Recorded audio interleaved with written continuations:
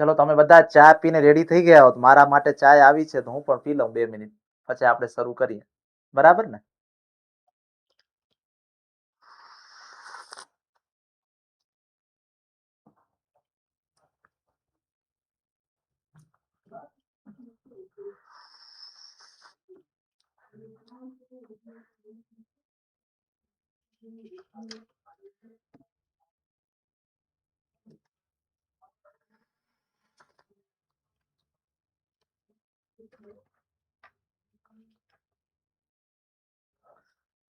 ચલો નમસ્તે. અવાજ ઓડિયો વિડિયો ક્લિયર છે ને? એક વખત કન્ફર્મેશન આપી દો.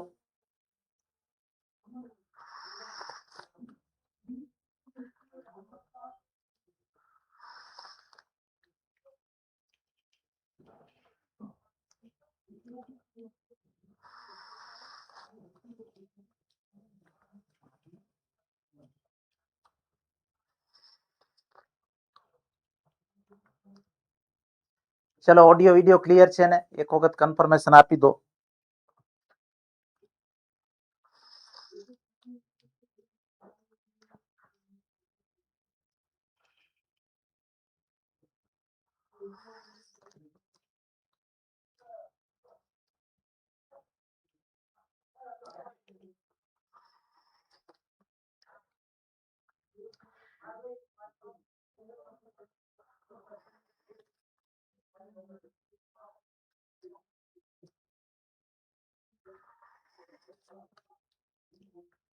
Yes, good afternoon, good afternoon.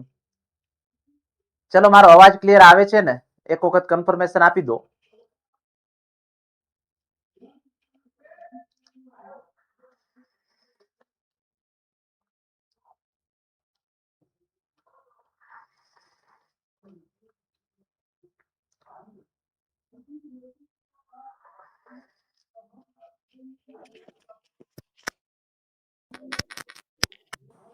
ચલો અવાજ નથી આવતો? અવાજ નથી આવતો મારો? હાલો હાલો, અવાજ નથી આવતો?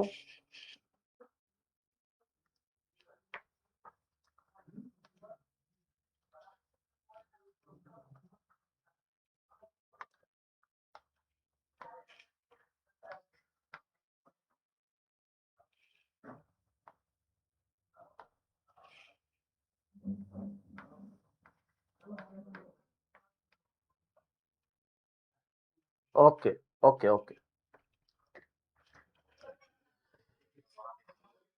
એ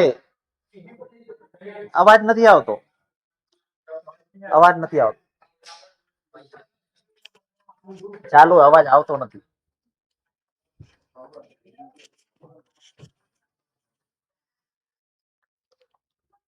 હાલો hello hello hello hello hello hello hello hello. Okay okay.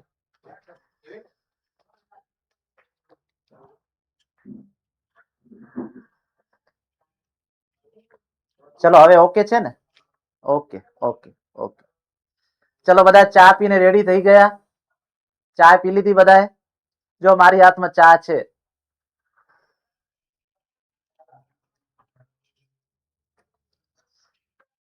Yes. ચલો બધા ચા પીને રેડી? ઓકે. ચલો હવે આપણે એકાઉન્ટ ની અંદર આવી જઈએ. વાણિજ્ય વ્યવસ્થાને સાઈડમાં મૂકી દીધી છે. હવે એકાઉન્ટ છે એ આપણે સમજીએ. સૌથી મજાનો સબ્જેક્ટ, અને તમે બધા એક ભવિષ્યના એકાઉન્ટના શિક્ષક છો અને ઘણા બધા તમે ટ્યુશન કરાવતા હશો અથવા કોઈ પણ સ્કૂલોની અંદર નોકરી કરતા હશો. બરાબર ને? યસ. ચાય છે ને થોડુંક ટોનિક નું કાર્ય કરે. હું જાણું છું, ચાયની મર્યાદાઓ પણ જાણું છું, પણ ચાયની પોઝિટિવિટી પણ છે, એટલે જ દુનિયાની અંદર સર્વ સ્વીકૃત થઈ ગઈ છે. બધા ચાયને સ્વીકારે છે. હેલ્થ માટે નુકસાન કરે.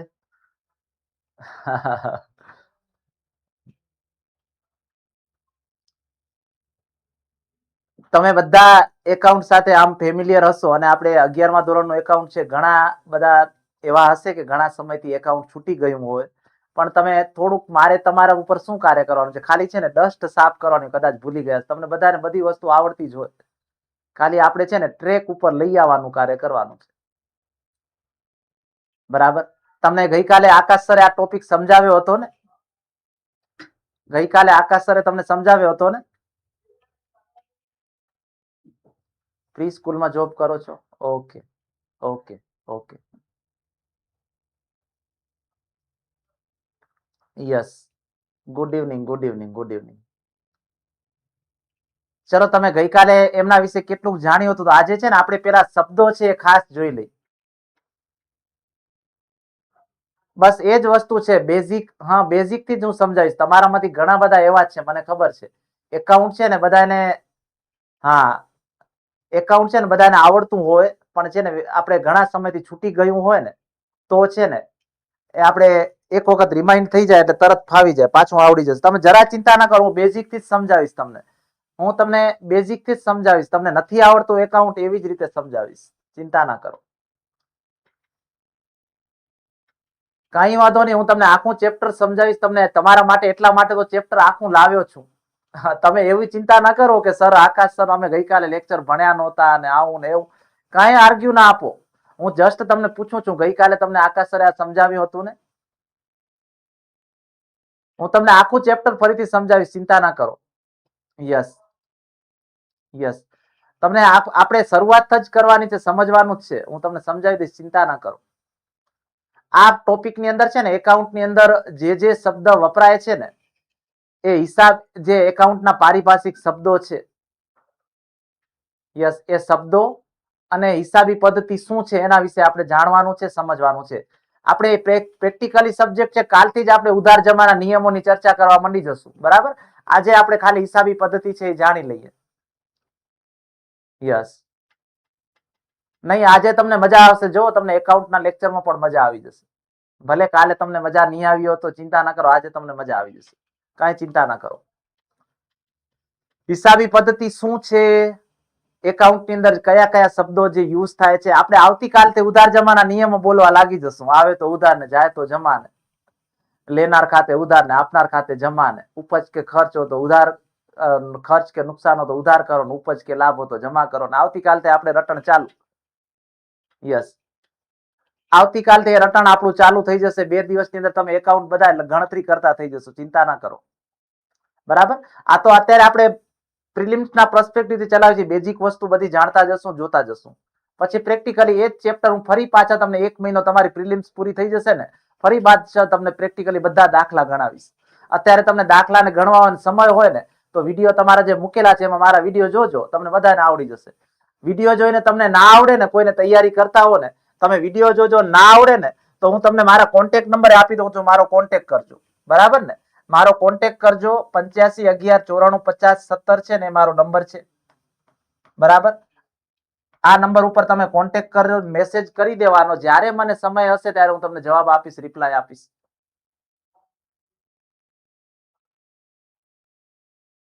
અત્યારે પુસ્તક સાથે નહીં હોય તો કઈ ચિંતા ના કરો. તમે કાંઈ જરૂર નથી. તમે જ્યારે હું ફ્રી પડીશ ત્યારે તમારા ક્વેશ્ચન હશે, કંઈક સોલ્યુશન આપીશ. બરાબર ને? આમ તો કોઈને નંબર આપવાના એલાઉડ નથી. કોઈ નંબર ના આપે ટીચર, હું તમને આપું છું, તમને હેલ્પ કરીશ. તમને જે કંઈ પણ ક્વેશ્ચન હોય, કોઈ પણ ના આવડતું હોય, કોઈ પણ બાબતનું, ખાલી તમને એટલું લખવાનું કે હું ભારદ્વાજ 3.0 નો સ્ટુડન્ટ છું. ભારદ્વાજ 3.0 ના સ્ટુડન્ટ છું. ઓકે? હિતેશ સર છે મારું નામ, હિતેશ વાલાણી.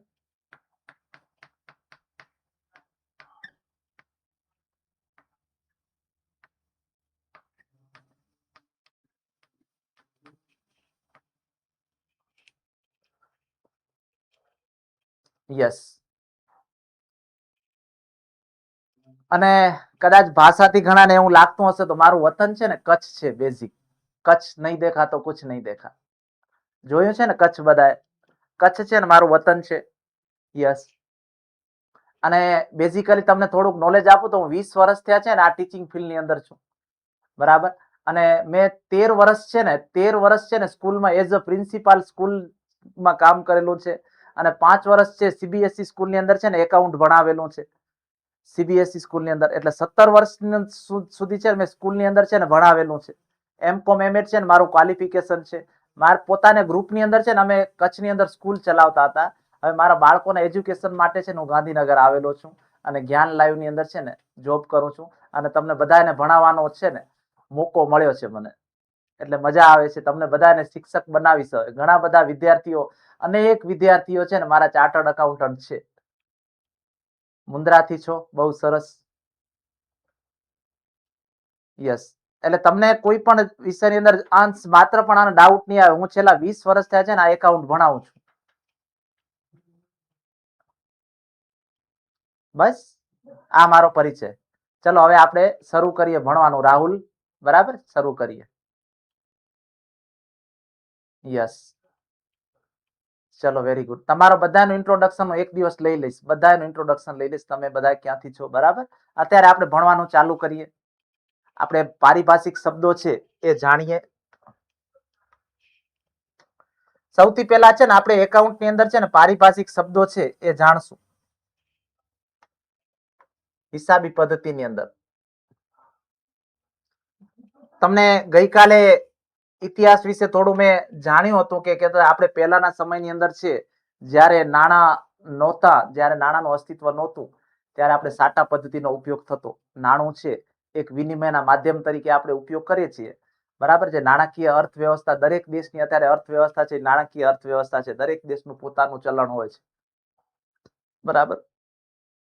હિસાબી પદ્ધતિ છે એ અસ્તિત્વમાં આવીને એનો શ્રેય છે તમને ટૂંકા પ્રશ્નો MCQ ની અંદર આવશે જ આગળ, કે જે ઇટાલીના ઇતિહાસકારો છે એને પદ જે એનું મહત્વ અને અસ્તિત્વ આપ્યું છે તે અંગેનો શ્રેય છે ને એ ઇટલીના ગણિત શાસ્ત્રી લ્યુકા પેસિયોલીને જાય છે.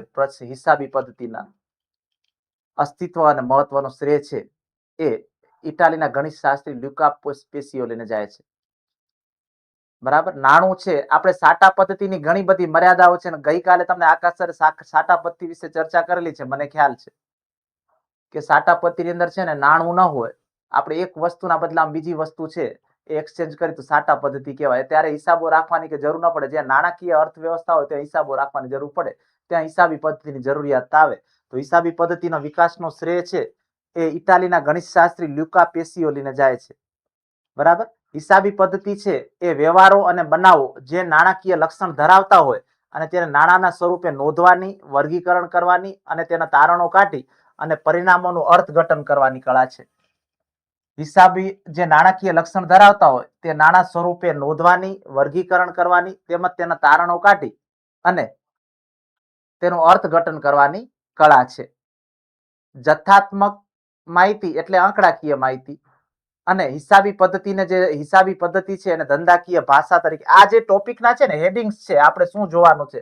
હિસાબી પદ્ધતિ છે ધંધાકીય એકમ છે ને એની ભાષા તરીકે ઓળખાય. હિસાબી પદ્ધતિ એ છે હિસાબો અંગેની જાણકારી આપે, તે ભાષાની કામગીરી બજાવે છે. હિસાબી પદ્ધતિ છે એના મુખ્ય 3 પ્રકાર છે. આપણે તમે આખું કોલેજના સમય દરમિયાન જે એકાઉન્ટ ભણ્યા છો ને આ 3 ભાગની અંદર સમાવેશ થઈ જાય. નાણાકીય હિસાબી પદ્ધતિ, પડતર હિસાબી પદ્ધતિ અને સંચાલકીય હિસાબી પદ્ધતિ. યસ. નાણાકીય હિસાબી પદ્ધતિ, પડતર હિસાબી પદ્ધતિ અને સંચાલકીય હિસાબી પદ્ધતિ, આ 3 ભાગનો સમાવેશ થઈ જાય હિસાબી પદ્ધતિની અંદર. નાણાકીય હિસાબી પદ્ધતિ અત્યારે જે આપણે 11મા 12મા ધોરણની અંદર ભણી રહ્યા છીએ એ બધું નાણાકીય હિસાબી પદ્ધતિ છે. પડતર એટલે કોસ્ટ કઈ રીતે નીચી લાવી એના માટેનું જે પડતર છે.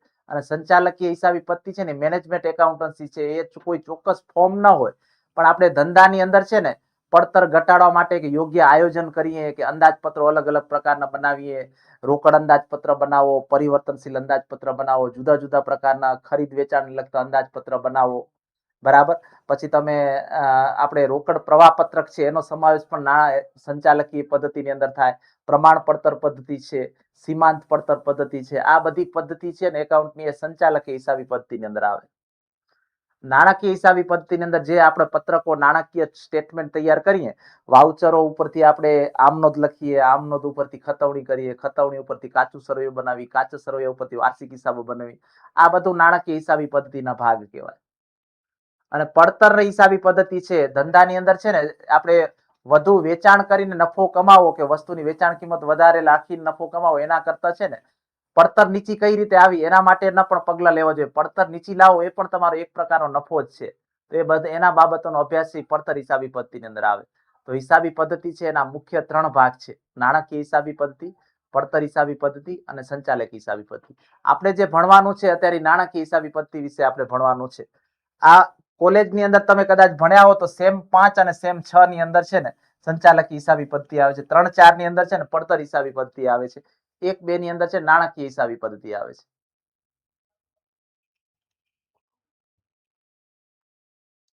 બે કે વધુ વ્યક્તિઓ કે તેના એકમો વચ્ચે માલ કે સેવાની નાણાંના બદલામાં થતો જે વિનિમય છે એને ધંધાકીય વ્યવહાર કહેવાય. ધંધાકીય વ્યવહાર કોને કહેવાય? વ્યવહારની ડેફિનેશન છે. આ ટોપિકની અંદર જે બાબત જોવાની છે ને એ તમને હાઇલાઇટ કરું છું. ના, અત્યારે તમને કોઈ લખવાની જરૂર નહીં પડે. પ્રેક્ટિકલી જ્યારે દાખલા આવશે ત્યારે હું કહીશ. અત્યારે તમને ખાસ કોઈ લખવાની જરૂર નહીં પડે. સર, તમારો ડેમો લેક્ચર જોઈને મેં બેચ લીધી. હા, તમે ડેમો લેક્ચર જોઈને લીધી છે ને બેચ, તમારો વિશ્વાસ રાખ્યો છે ને, વિશ્વાસ તમારો છે ને 100% છે ને એ સક્સેસ જ સાબિત થશે. તમને મજા જ આવશે, ચિંતા ના કરો. બરાબર ને? આપણે સરસ રીતે બધું સમજવાનું જ છે. બે કે વધુ વ્યક્તિઓ છે કે તેના એકમો વચ્ચે માલ કે સેવાના નાણાંના બદલામાં થતો જે વિનિમય છે એને ધંધાકીય વ્યવહાર કહેવાય. ધંધાકીય વ્યવહાર કોને કહેવાય? તો જે તમે જે એક્સચેન્જ થાય એના માટે બે પાત્ર જોઈએ ને, બે કે વધુ વ્યક્તિ હોય કે એકમો હોય, એના વચ્ચે માલ કે સેવા, કા માલ આપે કા સેવા આપે, યસ, એના બદલામાં થતા જે વિનિમય છે એને એક્સચેન્જ, એના બદલામાં જે નાણાંના બદલામાં જે વિનિમય થાય. અત્યારે છે નાણું છે ને, એ નાણું છે એક માધ્યમ છે, વસ્તુ કે સેવાનું વિનિમય છે નાણાંના બદલે થાય છે. Yes, very good. બરાબર શીતલબેન? ધંધો એ માલિકને ચૂકવવાની રકમ છે. જો ખાસ સમજો, ધંધા એ માલિકને ચૂકવવાની રકમ છે એ ધંધાની આંતરિક જવાબદારી કહેવામાં આવે છે. આંતરિક જવાબદારી કહેવાય. એટલે આપણે એમ કહીએ કે ધંધા, આપણે તમે બધા જાણો છો કે ધંધો હોય અને ધંધાનો માલિક છે ને એ બંને અલગ અલગ વ્યક્તિ છે. એક ના ગણવાનો. ભલે આપણે ધંધાની દ્રષ્ટિએ જનરલી આપણી જોવાનો નજરિયો એવો હોય જે ધંધાનો માલિક એ જ ધંધો, પણ જે ધંધો છે ને કાયદાની દ્રષ્ટિએ છે ને એ કૃત્રિમ વ્યક્તિ ગણાય છે. તમે બધા જાણતા જ હશો કે કાયદાકીય રીતે ધંધાનો એક અલગ અસ્તિત્વ છે. ધંધો એ અલગ, ધંધો પોતાના નામે સ્વતંત્ર રીતે કાર્ય કરી શકે, એ ડીલ કરી શકે, કોઈ વ્યક્તિ સામે દાવો માંડી શકે. ધંધો પોતાની ઓળખ હોય, જે ધંધાનું નામ હોય એના નામે. એક કૃત્રિમ વ્યક્તિનો દરજ્જો મળેલો છે. વ્યક્તિ ખાતાની અંદર જ આવે ધંધો છે એ. અને માલિક છે એ અલગ છે. માલિક છે ભલે ધંધો ચલાવે છે માલિક જ, ધંધાને ઉપર લઈ જવો એ જ માલિકનો ઉદ્દેશ હોય, પણ માલિક જે મૂડી લાવે છે ધંધાની અંદર, તો એ માલિકને જે ધંધાનું છે ને માલિક પ્રત્યેનું દેવું કહેવાય. માલિક છે ને માંગશે તો એની જવાબદારી, જે ધંધાએ જે માલિકને ચૂકવવાની જે રકમ થાય એ ધંધાની આંતરિક જવાબદારી કહેવાય. પણ એની જવાબદારી તો કહેવાય માલિક પ્રત્યેની જવાબદારી કહેવાય. અને મિલકત એટલે એવી કોઈ પણ દ્રશ્ય કે અદ્રશ્ય વસ્તુ કે બાબત કે જે ધંધાના માલિકની હોય અને તેનું આર્થિક મૂલ્ય હોય એને મિલકત કહેવાય. તમે નરી આંખે જોઈ શકો કે ન જોઈ શકો, દ્રશ્ય સ્વરૂપની હોય કે અદ્રશ્ય સ્વરૂપની હોય, એની માલિકી ધંધાની હોવી જોઈએ. એ ધંધાની માલિકી હોય તો એ જે છે એને આપણે આર્થિક મૂલ્ય કહેવાય. માલિકી છે ધંધાની હોય તો એનું જે આર્થિક મૂલ્ય હોય તો એ વસ્તુ મિલકત કહેવાય. આપણે ઘણી મિલકત એવી છે કે ફિઝિકલી એક્ઝિસ્ટન્સ ધરાવે છે, અસ્તિત્વ ધરાવે છે. તમે એને સ્પર્શ કરી શકો છો, જોઈ શકો છો, જાણી શકો છો મિલકત.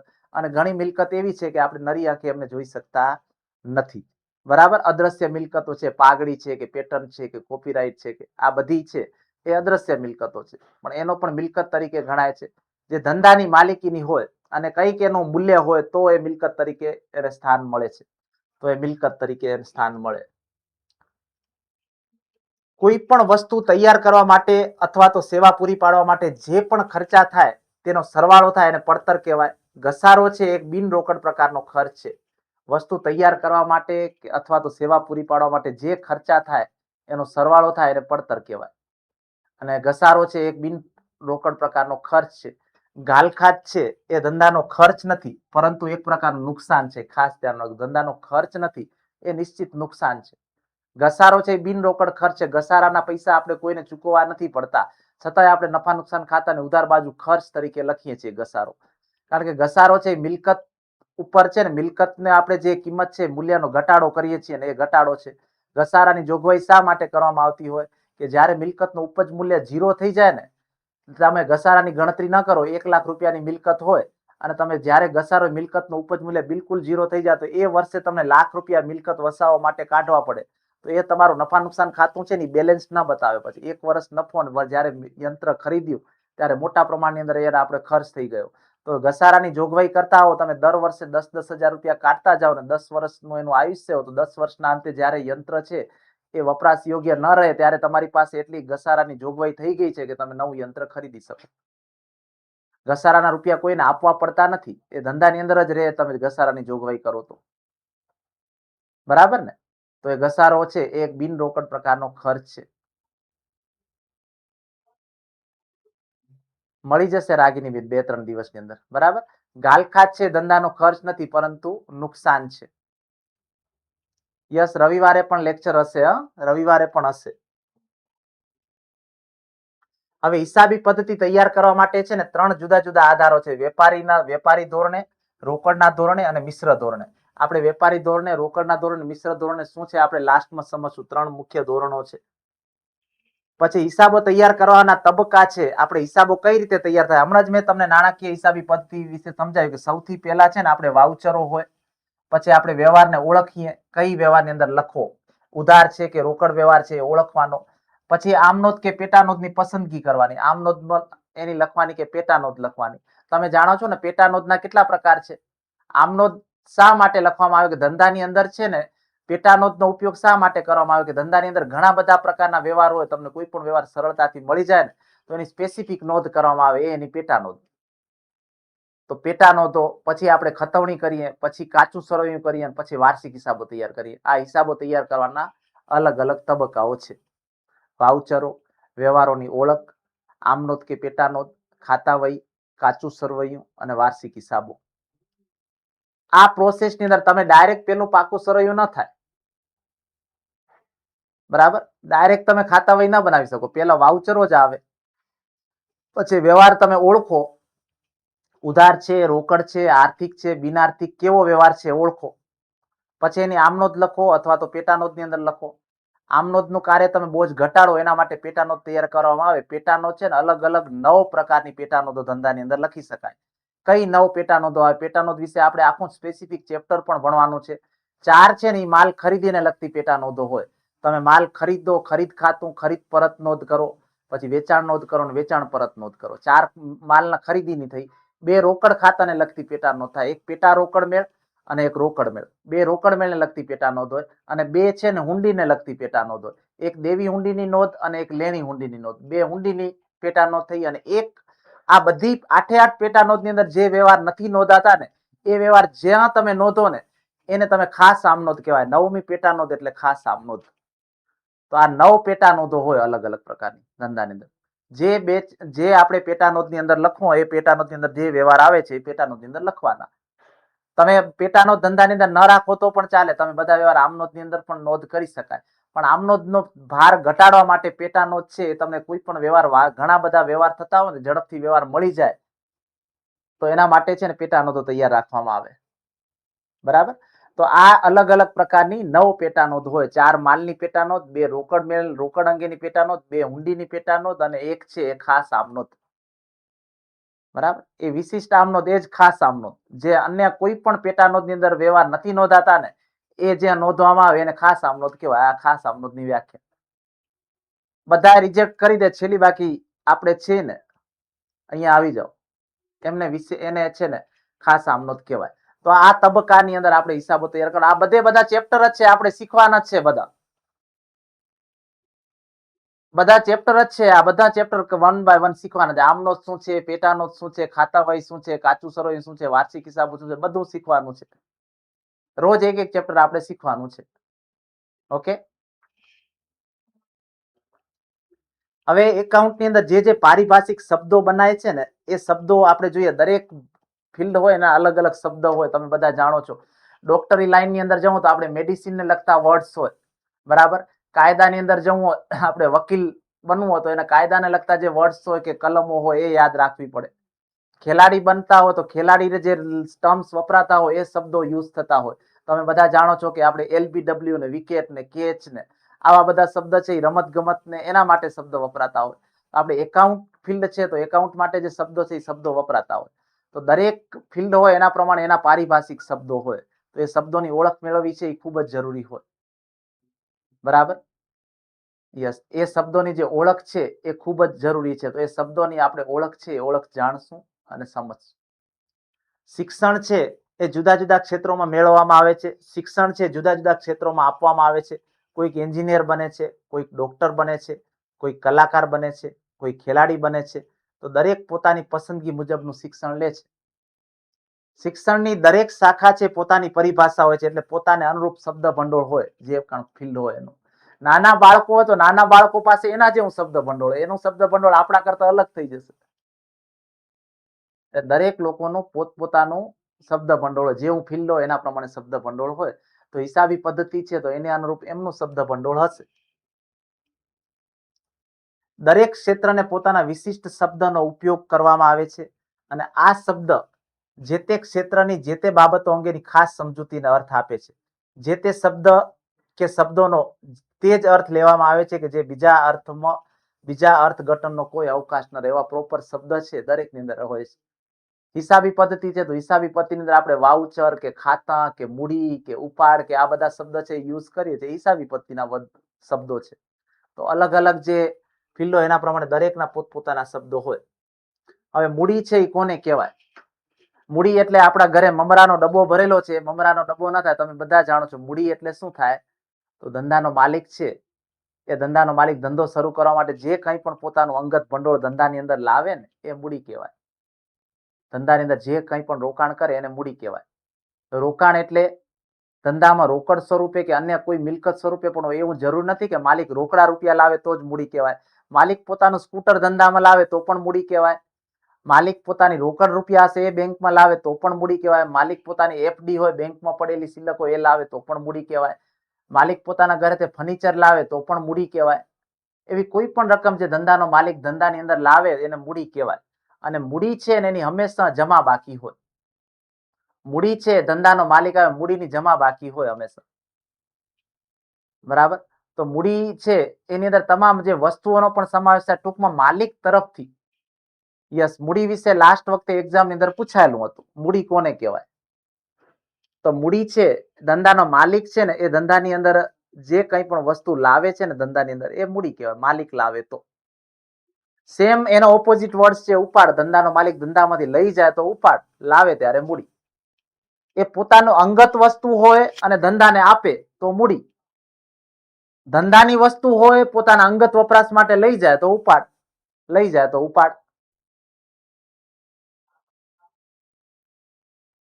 બરાબર? લઈ જાય તો એ ઉપાડ કહેવાય. યસ.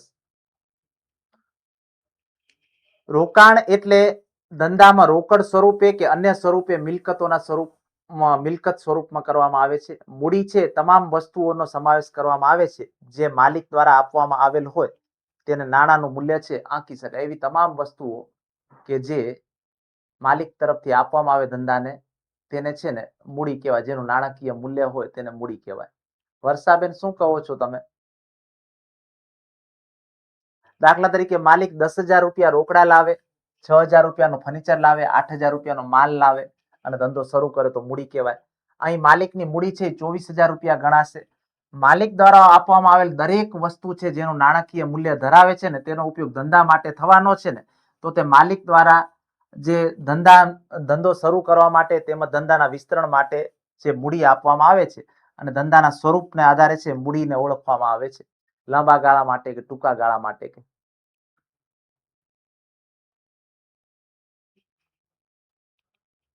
બરાબર? તો ધંધાનો માલિક છે ધંધાને આપે એ. એકાંકી વેપારી માટે છે ને મૂડી શબ્દ વપરાય છે જે માલિક આપે છે. ભાગીદારી પેઢી માટે પણ મૂડી શબ્દ જ વપરાય છે જે ભાગીદારો આપે છે. જ્યારે કંપની હોય એમના માટે શેર મૂડી છે. શેર મૂડી કોણ આપે? શેર હોલ્ડર્સ આપે છે. જે માટે ઇક્વિટી શેર મૂડી શબ્દ છે એ વધુ પ્રચલિત છે. આપણે જાણીએ જ છીએ. એકાંકી વેપારી કે ભાગીદારી પેઢી હોય એનો માલિકો લઈ આવે. એકાંકી વેપારીમાં એક જ માલિક હોય, ભાગીદારી પેઢીમાં એક કરતા વધુ માલિક હોય. એ જે કંઈ પણ ધંધામાં લાવે એ મૂડી કહેવાય. તો હવે મૂડી શબ્દનો ખ્યાલ આવી ગયો ને? ધંધાનો માલિક છે એ ધંધાની અંદર લઈ આવે એ રોકડ સ્વરૂપે હોય કે અન્ય કોઈ પણ મિલકતો હોય. માલિક લઈ આવે ધંધાને આપે તો એ મૂડી કહેવાય. પોતાની અંગત વસ્તુ ધંધાને આપે તો. ધંધાની વસ્તુ છે પોતાના અંગત ઉપયોગ માટે લઈ જાય તો એને ઉપાડ કહેવાય. અને મૂડી છે એની હંમેશા જમા બાકી હોય. હવે બીજો શબ્દ ઉપાડ છે ડ્રોઈંગ્સ. મૂડીના સર્જન માટે ધંધાનો માલિક છે પોતાની અંગત મિલકતો ધંધાને આપે છે. માલિક દ્વારા આપવામાં આવેલ અંગત મિલકતો છે ધંધાની મિલકતો બને છે. જ્યારે માલિક દ્વારા ધંધાની મિલકતો એટલે કે રોકડ અથવા તો માલનો અંગત હેતુ માટે વપરાશ કરવામાં આવે ત્યારે તેને ઉપાડ કહેવામાં આવે છે. ધંધાની જે મિલકતો છે એ માલિક લઈ જાય પોતાના પર્સનલ યુઝ માટે. એ પછી ધંધામાંથી રોકડા રૂપિયા લઈ જાય તો પણ ભલે. ધંધામાંથી માલ લઈ જાય તો પણ ઉપાડ કહેવાય. ધંધામાંથી રૂપિયા લઈ જાય એમ કે એવું લખેલું હોય આવશે તમને વ્યવહારમાં કે એમના મમ્મી પપ્પાને યાત્રા કરાવી છે તો 5,000 રૂપિયા ધંધામાંથી આપ્યા. યાત્રા કરવા માટે, તીર્થ સ્થાનો જવા માટે, તો પણ આપણે ઉપાડ જ કહેવાનો. એના મમ્મી પપ્પા ખાતે આપણે ઉધાર નથી કરવાના, કે તીર્થ સ્થાનો ખાતે પણ ઉધાર નથી કરવાનો. યસ, તીર્થ સ્થાનો ખાતે પણ ઉધાર નથી કરવાનું. જે ધંધામાંથી રકમ લઈ જાય ને, ઘણી વખત તમને એવું પણ લખેલું આવશે કે હવે તમારા માટે એક ક્વેશ્ચન છે. હું તમને એક વાત કરું, તમને એવું ઉદાહરણ લખેલું હોય કે એમના પપ્પાની પુણ્યતિથિ નિમિત્તે 500 રૂપિયા છે ને એને ધર્માદામાં આપ્યા, પશુ અને ચારો આપ્યો 500 રૂપિયાનો. પપ્પાની પુણ્યતિથિ નિમિત્તે અથવા તો નિર્વાણ દિન નિમિત્તે, પપ્પાના નિર્વાણ દિન નિમિત્તે 500 રૂપિયા છે ને એનો ઘાસચારો છે ને એને આપ્યો. તો તમે આ ખર્ચ ક્યાં લખો? તમે આ ખર્ચ ક્યાં લખો? ખર્ચને શું કહો તમે? એ ખર્ચને 500 રૂપિયા છે, હા, એમના પપ્પાના નિર્વાણ દિન નિમિત્તે અથવા તો પુણ્યતિથિ નિમિત્તે 500 રૂપિયાનો માલ છે એને ધર્માદાની અંદર આપ્યો, પશુ અને ચારો આપ્યો. જો આપણે તમારા માઇન્ડમાં જે છે ને, ઘણા એને કોમેન્ટ મને ધર્માદા ખર્ચ કહો છો ને ઘણા ઉપાડ કહો છો. જ્યાં શબ્દ છે ને ધર્માદા ખર્ચ કહેવાય કે ઉપાડ કહેવાય?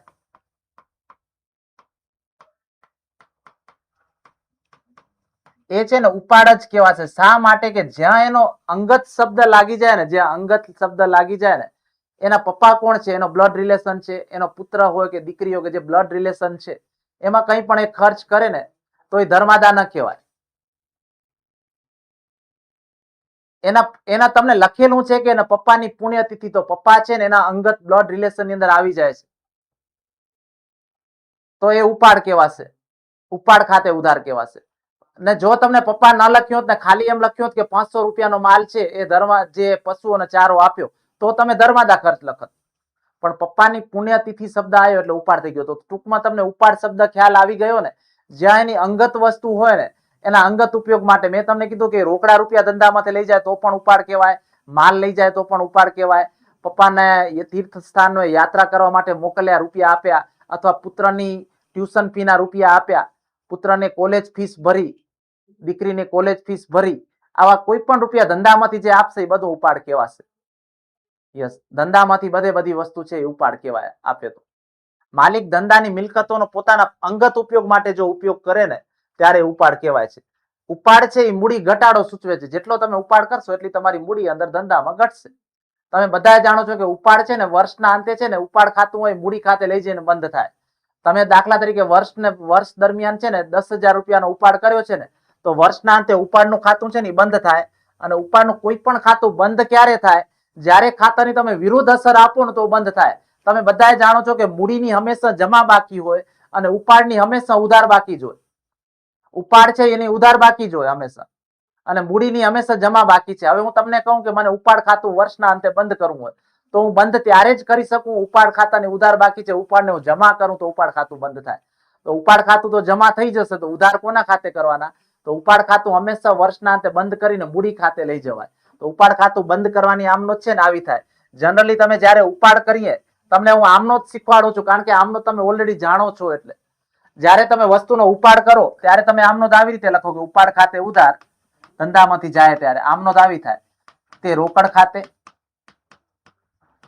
અથવા તે માલ લઈ ગયા, માલનો ઉપાડ કર્યો તો ખરીદ ખાતે લખાય. આ તમારી ઉપાડની આમનો જ થાય. હવે વર્ષના અંતે આ ઉપાડનું ખાતું બંધ કરવું હોય, ઉપાડનું ખાતું બંધ કરવું હોય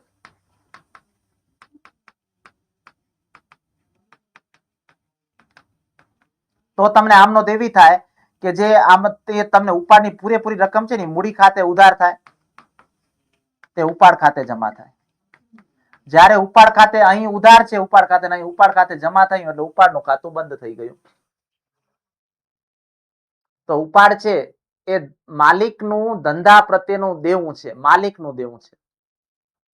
માલિક છે ને માલિક ઉપર ધંધો માગે છે, અને મૂડી છે એ ધંધાનો માલિક પ્રત્યેનું દેવું છે. શબ્દ યાદ રાખજો, હું કહું છું. મૂડી છે એ ધંધાનો માલિક પ્રત્યેનું દેવું છે, અને ઉપાડ છે એ માલિકનું ધંધા પ્રત્યેનું દેવું કહેવાય. બરાબર? એ માલિકનું ધંધા પ્રત્યેનું દેવું કહેવાય. તો મૂડી સર્જન અને ઉપાડ છે એ મૂડીનું કઈ રીતે થાય? તો ધંધાનો માલિક છે એ ધંધાને મિલકતો આપે ત્યારે એ મૂડી બને, તો મૂડીનું સર્જન થયું કહેવાય. અને માલિક છે એ ધંધામાંથી માલ કે મિલકતો અંગત હેતુ માટે લે તો ત્યારે ઉપાડ બને. તો ઉપાડનું સર્જન બંને આવી રીતે બને છે, મૂડી અને ઉપાડ. ઓકે. ઉપાડ શબ્દ છે સામાન્ય રીતે એકાંકી વેપારી અને ભાગીદારી પેઢીની અંદર ઉપયોગમાં આવે છે. ધંધાનો માલિક ધંધાને મૂડી આપે, માલિક છે ધંધાને મૂડી આપે છે અને ધંધો છે માલિકને ઉપાડ આપે છે, એકબીજાનું અલગ અસ્તવ્યસ્ત હોય. તો મેં તમને હમણાં જ શબ્દ કીધો કે મૂડી છે એ ધંધાની માલિક પ્રત્યેનું દેવું અને ઉપાડ છે એ માલિકનું ધંધા પ્રત્યેનું દેવું થાય. હવે જવાબદારી કોને કહેવાય? જવાબદારી એટલે લાયબિલિટી થાય. જવાબદારી તમે બધા જાણો છો કે પાકા સર્વેની અંદર જે મૂડી દેવા બાજુ છે એ જવાબદારીની બાજુ કહેવાય. જે જવાબદારી એટલે જે એક પ્રકારનું દેવું છે કે જે ભવિષ્યની અંદર ચૂકવવાનું છે એ સંપાદિત થઈ ગયું છે. જે એકાઉન્ટની અંદર સંપાદનનો સિદ્ધાંત આવે છે એ મુજબ કે સંપાદન થઈ ગયું છે, ચૂકવવાનું ભવિષ્યમાં છે, તમારા ઉપર જવાબદારી બની ગઈ છે, જે તમને you have to pay in future, તમને ભવિષ્યની અંદર એ ચૂકવવાના છે. અત્યારે તમે નથી ચૂકવતા તો એ તમે જવાબદારી તરીકે દર્શાવી દો છો, ભવિષ્યમાં તમને એ ચૂકવવાના છે, તો આને છે ને જવાબદારી કહેવાય. તો ધંધા દ્વારા ઉધાર ખરીદેલ માલ કે મિલકત કે સેવા અંગે ચૂકવા પાત્ર રકમ અથવા ઉછીના લીધેલા નાણાં છે પરત કરવા પાત્ર રકમને છે ને જવાબદારી કહેવામાં આવે છે. અને આ રકમ છે ધંધાએ ભવિષ્યમાં ચૂકવવાની હોય છે. જ્યાં સુધી આ રકમ છે ધંધા દ્વારા ચૂકવવામાં ના આવે ને ત્યાં સુધી છે ને જવાબદારી ગણાય છે. ભવિષ્યમાં પણ એને ચૂકવવી પડે. જ્યાં સુધી જવાબદારી નથી ચૂકવતા ત્યાં સુધી પાકા સર્વેની અંદર મૂડી દેવા બાજુ એ જવાબદારી તરીકે કેરી ફોરવર્ડ થાય છે. સામાન્ય રૂટીન ખર્ચાની અંદર છે ને જવાબદારી બે પ્રકારની આવે. તમે કોઈ પણ ખર્ચ ચૂકવવાનો બાકી હોય તો પણ જવાબદારી કહેવાય, અને તમે કોઈ પણ આવક છે એ એડવાન્સમાં લઈ લીધી હોય, તમારી આવક લેવાની નથી થતી ને તમે લઈ લીધી છે, અગાઉથી મળેલા આવક છે એ પણ જવાબદારી કહેવાય. તમે આવક હજુ મળતી નથી, તમે પહેલાથી તમે લઈ લીધી છે તો તમારી એક જવાબદારી બને છે. અને જો તમે કોઈ ખર્ચ ચૂકવવો છે ને તમે નથી ચૂકવતા તો પણ તમારી જવાબદારી બને છે. જવાબદારી એટલે દેવું, બરાબર. જવાબદારી હોય દેવાની હંમેશા જમા બાકી હોય તો એને જવાબદારી કહેવાય, લાયબિલિટી કહેવાય. તો જવાબદારી છે એ સંબંધના આધારે છે, સમયના આધારે ચાલુ જવાબદારી અને બિનચાલુ જવાબદારી, અને બાહ્ય જવાબદારી છે એ પણ ચાલુ અને બિનચાલુ જવાબદારી એ ગૌણ બાબત છે. હવે એ જ રીતે મિલકતો, મિલકતો કોને કહેવાય? તો મિલકતો છે એ એકમની અંદર બે અગત્યના પાસે, આ બધા એકાઉન્ટિંગ વર્ડ્સ છે આપણે જાણીએ છીએ અને સમજીએ છીએ કોને કહેવાય.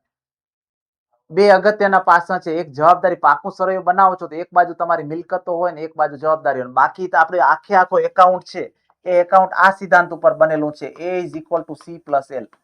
હંમેશા છે ને ધંધાની અંદર જેટલી મિલકતો હોય એટલી લાયબિલિટી અને કેપિટલ છે એનો સરવાળો થાય, બરાબર. આ અસેટ્સ એ એટલે મિલકતો થાય, મિલકતો બરાબર મૂડી પ્લસ જવાબદારી થાય. તો જવાબદારી ને મિલકતો છે ને ધંધાનો બંને એક ત્રાજવા જેવા છે, બંને બાજુ છે પાકા સર્વેની અંદર બંને બાજુ બેઠા હોય. આપણે આખું એક પ્રકરણ છે આના ઉપર શીખવાનું છે, ચોથું પ્રકરણ છે. તો ધંધાકીય એકમમાં બે અગત્યના પાસા છે, એક જવાબદારી અને મિલકતો.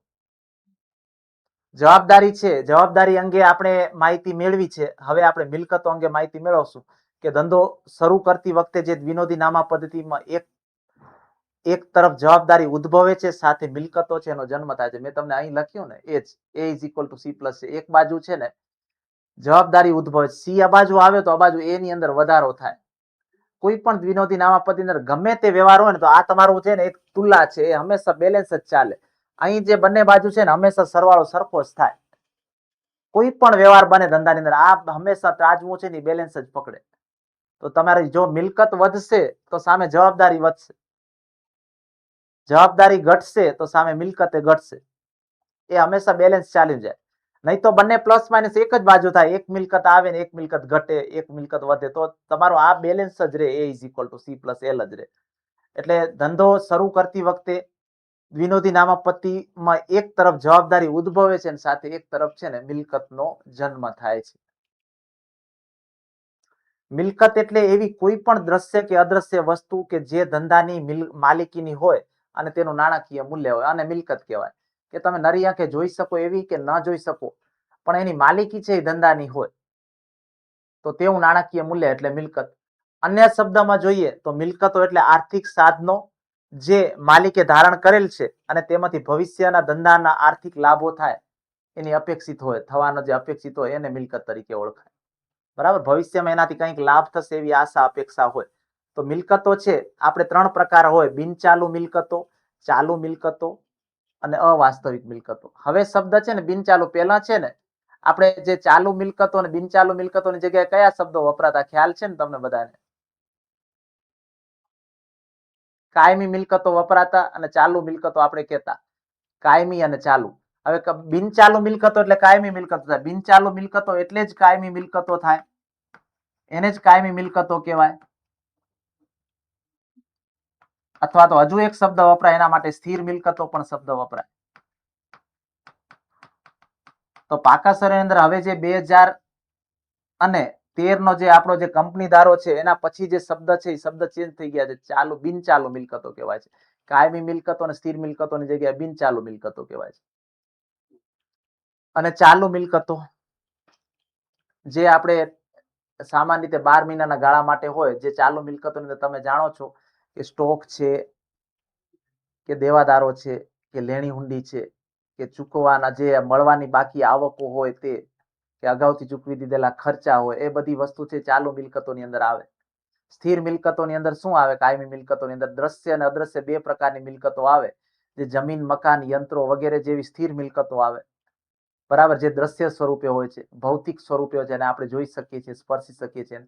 અને અદ્રશ્ય મિલકતો છે, જે પાઘડી છે, કે પેટન્ટ છે, કે કોપીરાઇટ છે, કે બધી અદ્રશ્ય મિલકતો છે. અને બીજું છે અવાસ્તવિક મિલકતો. અવાસ્તવિક મિલકતો શું છે? તમે બધા જાણો છો કે અવાસ્તવિક મિલકતો મિલકત નથી. આ શું છે? એક પ્રકારના ખર્ચ છે. આ એવા ખર્ચ છે કે જે લાંબા ગાળા સુધી આપણે ઉપયોગમાં લેવાના છે. લાંબા ગાળા સુધી ધંધાને ઉપયોગી થશે. આપણે રંગરોગાન કરી દીધું ધંધાની અંદર, તો એ ધંધા 1 વર્ષ માટે ન હોય, ઘણા વર્ષ માટે કામ લાગે, પછી ફરી રંગરોગાન ન કરવું પડે ધંધો. એ રીતે સ્થાપના ખર્ચ છે, કે ડિવેન્ચર વટાવ હોય, કે પ્રાથમિક ખર્ચ હોય, જાહેરાત ઝુંબેશ ખર્ચ હોય, કે આવા બધા ખર્ચ એક વખત જાહેરાત કરી દો, તમને એનો લાભ 5-7 વર્ષ સુધી તમને ધંધાની અંદર મળે. તો આવા બધા ખર્ચ એને અવાસ્તવિક મિલકત કહેવાય. જેને આપણે ખર્ચ છે કોઈ પણ એક વર્ષે ન માંડી વાળો, ટુકડે ટુકડે માંડી વાળો વર્ષો, એ 5-7 વર્ષ જેટલા વર્ષ સુધી બેનિફિટ મળે એટલા વર્ષની અંદર માંડી વાળીએ, તો એ ખર્ચને આપણે મિલકત તરીકે દર્શાવીએ છીએ. અને અવાસ્તવિક મિલકતનું બીજું નામ કોઈને ખબર છે? બીજું નામ કોઈને ખબર છે અવાસ્તવિક મિલકતનું? જો ખબર હોય તો જણાવો.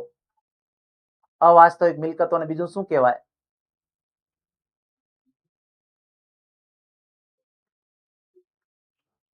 અવાસ્તવિક મિલકતો છે ને, એનું બીજું નામ છે ને પ્રસારિત મહેસૂલી ખર્ચ કહેવાય.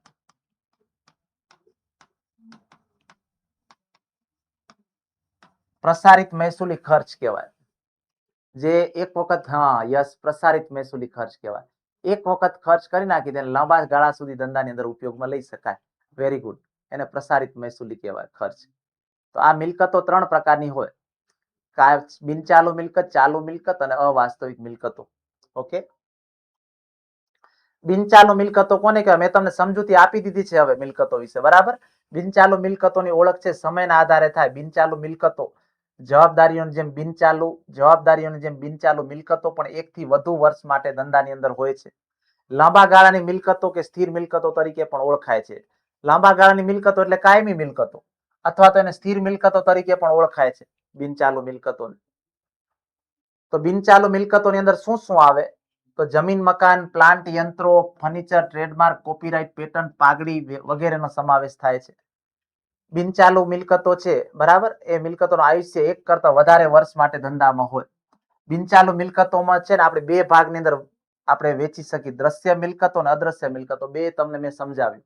જે વસ્તુને આપણે જોઈ શકીએ, સ્પર્શ કરી શકીએ, ભૌતિક, એ દ્રશ્ય મિલકતો કહેવાય. એવી મિલકતો કે જે ભૌતિક અસ્તિત્વ ધરાવે છે. દ્રશ્ય મિલકતોને જોઈ શકાય છે, સ્પર્શી શકાય છે. દ્રશ્ય મિલકતો બિનચાલુ મિલકતોના પેટા ભાગમાં છે. દ્રશ્ય મિલકતોની અંદર જમીન, મકાન, પ્લાન્ટ, યંત્રો વગેરેનો સમાવેશ કરવામાં આવે છે.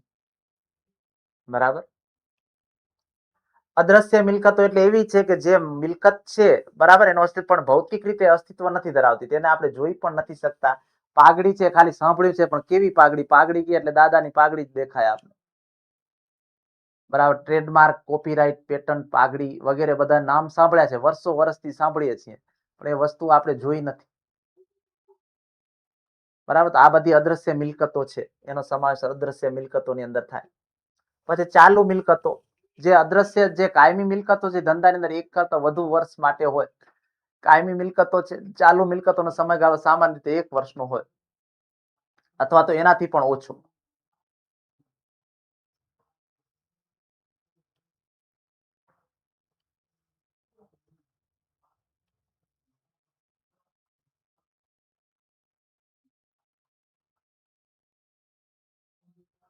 પ્રિયંકાબેન, આજે છે ને લેક્ચર પૂરું થશે પછી હું સમજાવીશ તમને ટાસ્ક વિશે. છે ને આવતીકાલના સેશનમાં તમને બરાબર માહિતી આપી દઈશ.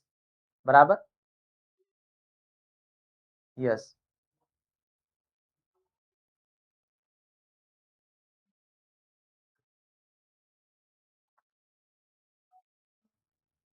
ચાલુ મિલકતો એટલે સામાન્ય રીતે 1 વર્ષ કરતા ઓછા સમયગાળા માટે હોય. આ ચાલુ મિલકતોમાં રોકડ સિલક, બેંક સિલક, દેવાદારો, લેણી ઊંડી, કાચા માલનો સ્ટોક, તૈયાર માલનો સ્ટોક વગેરેનો સમાવેશ કરવામાં આવે છે. બરાબર? ધંધાના વેપારની વસ્તુઓ છે એને આપણે અહીંયા ઓળખીએ. દાખલા તરીકે અનાજના વેપારી હોય તો અનાજનો માલ છે એ પણ એની મિલકત જ કહેવાય. બરાબર? ચાલુ મિલકતો.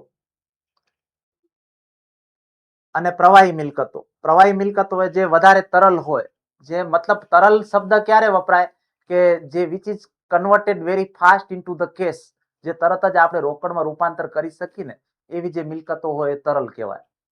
ચાલુ મિલકતના પેટા પ્રકાર તરીકે છે ને પ્રવાહી મિલકતો કહેવાય. પ્રવાહી મિલકતો તરલ હોય વધારે. સ્ટોક સિવાયની તમામ ચાલુ મિલકતો છે એ પ્રવાહી મિલકત ગણાય. સ્ટોક સિવાયની. બરાબર? તો આ મિલકતો છે એ ઝડપથી ટૂંકા ગાળામાં રોકડમાં રૂપાંતર થઈ શકે. મેં તમને હમણાં જ કીધું કે which is converted very fast into the cache. બરાબર? દેવાદારો, લેણી ઊંડી વગેરેનું ઝડપથી રોકડમાં રૂપાંતર થઈ શકે છે. અત્યારે દેવાદારનું સ્વરૂપ છે, તમે ઉઘરાણી કરો, નાણાં આવી ગયા એટલે it is converted into the cash. રોકડમાં રૂપાંતર થઈ ગયું એટલે તરલ કહેવાય. પછી વાસ્તવિક મિલકતો, જે ફિઝિકલ જે એક્ઝિસ્ટન્સ છે, જે અવાસ્તવિક મિલકતો નથી એવી બધી મિલકતો છે એ વાસ્તવિક મિલકતો કહેવાય. અવાસ્તવિક મિલકતોની અંદર શું આવે? તો અવાસ્તવિક મિલકતો રિયલમાં મિલકત છે જ નહીં, એક પ્રકારના ખર્ચ છે. એ ખર્ચ સિવાયની જે મિલકતો છે એ વાસ્તવિક મિલકતો કહેવાય. વાસ્તવિક મિલકતો એટલે કે જેનું વાસ્તવમાં મૂલ્ય હોય. આ મિલકતોની બજાર કિંમત એટલે કે તેનું ઉપજ મૂલ્ય હોય છે. આ મિલકતોનું રોકડમાં રૂપાંતર કરી શકાય છે. આ મિલકતોની અંદર છે ને દ્રશ્ય, અદ્રશ્ય, ચાલુ મિલકતો બધાનો સમાવેશ થઈ જાય. વાસ્તવિક મિલકતો એટલે શું થાય? બે પ્રકાર છે, વાસ્તવિક અને અવાસ્તવિક. અહીંયા તમને કાયમી મિલકતો આવી જાય, પછી એની અંદર દ્રશ્ય, અદ્રશ્ય મિલકતો આવી જાય અને ચાલુ મિલકતો આવી જાય. જ્યારે વાસ્તવિક શબ્દ આવે ત્યારે અવાસ્તવિક સાથે સરખાવ. અવાસ્તવિક એટલે જે મિલકત નથી, ખર્ચ છે. એના સિવાયની બધી મિલકતો છે એ વાસ્તવિક મિલકતો કહેવાય. એના સિવાયની બધી મિલકતો છે એ વાસ્તવિક મિલકતો કહેવાય. તો એમાં દ્રશ્ય અને અદ્રશ્ય પ્રકારની સ્થિર મિલકતો હતી, બિનચાલુ મિલકતો આવી ગઈ અને ચાલુ મિલકતો પણ આવી જાય. જે મિલકતના વેચાણમાંથી છે ને નાણાંનું ઉપાર્જન થઈ શકે તેને વાસ્તવિક મિલકતો કહેવામાં આવે છે. વાસ્તવિક મિલકતો છે એ વેચાણ કરી અને રોકડ છે એ પ્રાપ્ત કરી શકાય છે. એને વેચીએ તો રોકડા આપણે નાણાં મળે, એ વાસ્તવિક મિલકતો કહેવાય. મેં તમને પહેલું જ કીધું કે જે અવાસ્તવિક મિલકતો છે એકચ્યુઅલી મિલકત તો છે ને એ ખર્ચ છે. એને વેચો તો રૂપિયા ના મળે, એ ખર્ચ માંડી વાળવાનો છે. એના સિવાયની જે મિલકતો છે એને બરાબર વાસ્તવિક મિલકતો કહેવાય, રિયલ અસેટ્સ. અવાસ્તવિક મિલકતો છે એ હમણાં જ આપણે ચર્ચા કરી કે એ ભૌતિક સ્વરૂપમાં મિલકતો હોતી જ નથી. અવાસ્તવિક મિલકતોનું ઉપજ મૂલ્ય શૂન્ય હોય છે, કંઈ મળવાનું હોય નહીં, એ પ્રકારનો ખર્ચ જ એક પ્રકારના. આ પ્રકારના મિલકતોનું રોકડમાં રૂપાંતર થઈ શકતું નથી. એક વખત બિન પુનરાવર્તિત ખર્ચ છે, બરાબર, ફરી રિપીટ ન થાય એવો, એક લાંબા ગાળા માટે ઉપયોગમાં આવે એવો એક પ્રકારનો ખર્ચ છે. આ ખર્ચનો લાભ છે 1 થી વધુ વર્ષો સુધી મળે છે. તેથી આ રકમ છે અમુક વર્ષમાં માંડી વાળવાની હોવાથી તેને મિલકત તરીકે દર્શાવવામાં આવે છે. કોઈ એક જ વર્ષે નહીં, જે વર્ષે ખર્ચ કર્યો એ જ વર્ષે તમે ખર્ચ તરીકે નફા નુકસાન ખાતામાં લખી દો ને, તો એ ખર્ચ મોટો હોય તો એ વર્ષનું નફા નુકસાન ખાતું પછી તમારું અનબેલેન્સ બની જાય. તો દરેક ધંધાનો ઉદ્દેશ હોય કે તમે સ્ટેબિલિટી સાથે ધંધો આગળ વધે. નફાની અંદર છે ને ફ્લક્ચ્યુએશન, ઉપર નીચે વાળું વર્ષ ન જોઈએ, સ્થિરતા સાથે આગળ વધો. તો જો તમે આ પ્રસારિત મહેસૂલી ખર્ચ કે આ અવાસ્તવિક મિલકતોનો જો ખર્ચ થઈ જાય અને તમે ધ્યાનમાં ન રાખો ને એ નફા નુકસાન ખાતાની અંદર લખી દો તો એ વર્ષે ખર્ચ મોટો બની જાય ને તો નફા નુકસાન ખાતું છે ને અનબેલેન્સ બની જાય. એટલા માટે એમને છે ને જે 5-10 વર્ષ માટે જે સમયગાળા માટે એ ખર્ચને આપણે ઉપયોગમાં લેવાનો હોય એટલા વર્ષ સુધી પાકા શરીરની અંદર મિલકત તરીકે દર્શાવી દેવાય. દાખલા તરીકે રંગરોગાનનો ખર્ચ ₹1,00,000 થયો છે ખર્ચ, તો એ ₹1,00,000 નફા નુકસાન ખાતામાં ના લખાય. રંગરોગાન ખર્ચ છે ને રંગરોગાન ખર્ચ એમ અવાસ્તવિક મિલકતોના હેડિંગ હેઠળ પાકા સરવૈયામાં લખી દે અને એવું કહી કે આ રંગરોગાન 10 વર્ષ માટેનું છે, તો એ ખર્ચને આપણે 10 વર્ષ દરમિયાન માંડી વાળવાનો હોય. તો ₹1,00,000 છે એના ભાગ્યા 10 કરો એટલે દર વર્ષે 10,000 રૂપિયા છે ને એમાં તમને માંડી વાળો એમ લખતા જવાનું. તો દર વર્ષે એની મૂલ્ય છે 10,000 રૂપિયા ઘટતું જશે. જ્યારે 10 વર્ષ પૂરા થશે ને ત્યારે પાકા સરવૈયામાંથી અવાસ્તવિક મિલકત છે એ ગાયબ થઈ જશે, નીકળી જશે. અને સામે 10,000 રૂપિયા તમે માંડી વાળો છો એને એક એન્ટ્રી દર વર્ષે 10,000 નફા નુકસાન ખાતાના ઉધાર બાજુ 10,000 લખાતો જશે. તો નફા નુકસાન ખાતા ઉપર એક ભેગું ભારણ ના આવ્યું ખર્ચનું, અને તમે દર 10 વર્ષના અંતે મિલકત પાકા સરવૈયામાંથી પણ ગાયબ થઈ જશે અને ખર્ચ તરીકે નફા નુકસાન ખાતામાં ઉધાર બાજુ લખાઈ ગયું. તો પ્રસારિત મહેસૂલી ખર્ચ નોંધવાનું કારણ આ છે. એકચ્યુઅલી ખર્ચ છે, મિલકત છે જ નહીં, પણ ખર્ચ છે ને જેટલા વર્ષ માટે ઉપયોગમાં લેવાનો હોય ને એટલા વર્ષ માટેના ખર્ચ તરીકે એને નોંધી દેવામાં આવે છે. તો એ અવાસ્તવિક મિલકત કહેવાય આનો. દર વર્ષે નિર્ધારિત રકમ છે માંડી વાળીને ખર્ચ તરીકે, હમણાં જ મેં તમને જે વાત કરી એ નિર્ધારિત ખર્ચ છે એ માંડી વાળી અને ખર્ચ તરીકે એને દર્શાવવામાં આવે છે. શેર કે ડિબેન્ચર બહાર પાડવાનો ખર્ચ, ડિબેન્ચર વટાવ, પ્રાથમિક ખર્ચ વગેરે અવાસ્તવિક મિલકતનું ઉદાહરણ છે. અવાસ્તવિક મિલકતો છે એને પ્રસારિત મહેસૂલી ખર્ચ તરીકે પણ ઓળખાય, અથવા તો મુલતવી રાખેલા મહેસૂલી ખર્ચ તરીકે પણ ઓળખી શકાય. એ બીજું નામ. ત્રીજું નામ હજી પ્રસારિત મહેસૂલી ખર્ચ, જો કે આ નામનો બહુ ઉપયોગ નથી થતો. પ્રસારિત મહેસૂલી ખર્ચ અને અવાસ્તવિક મિલકત છે એનો મોટા ભાગે ઉપયોગમાં થાય છે. એ નામથી પણ એમને ઓળખવામાં આવે છે. ઓકે. હવે આવકો, સામાન્ય રીતે તમને મને બધાને ખબર છે આવક કોને કહેવાય? આવક કોને કહેવાય? ઇનફ્લો હોય કેશનો એ આવક. ઇનફ્લો હોય એને આવક કહેવાય. જાવક કોને કહેવાય? આઉટફ્લો હોય એને જાવક કહેવાય. જાય એને આવક, જાવક આવે એને આવક. તો ધંધાની જે પ્રવૃત્તિ થતી હોય કે જે વ્યવહાર થતા હોય એના કારણે જો નાણાં મળતા હોય ને એને આવક કહેવાય. બરાબર. ધંધા દ્વારા કરવામાં આવેલ વ્યવહારોના પરિણામ સ્વરૂપે નાણાં મળે ત્યારે તેને આવક કહેવામાં આવે છે.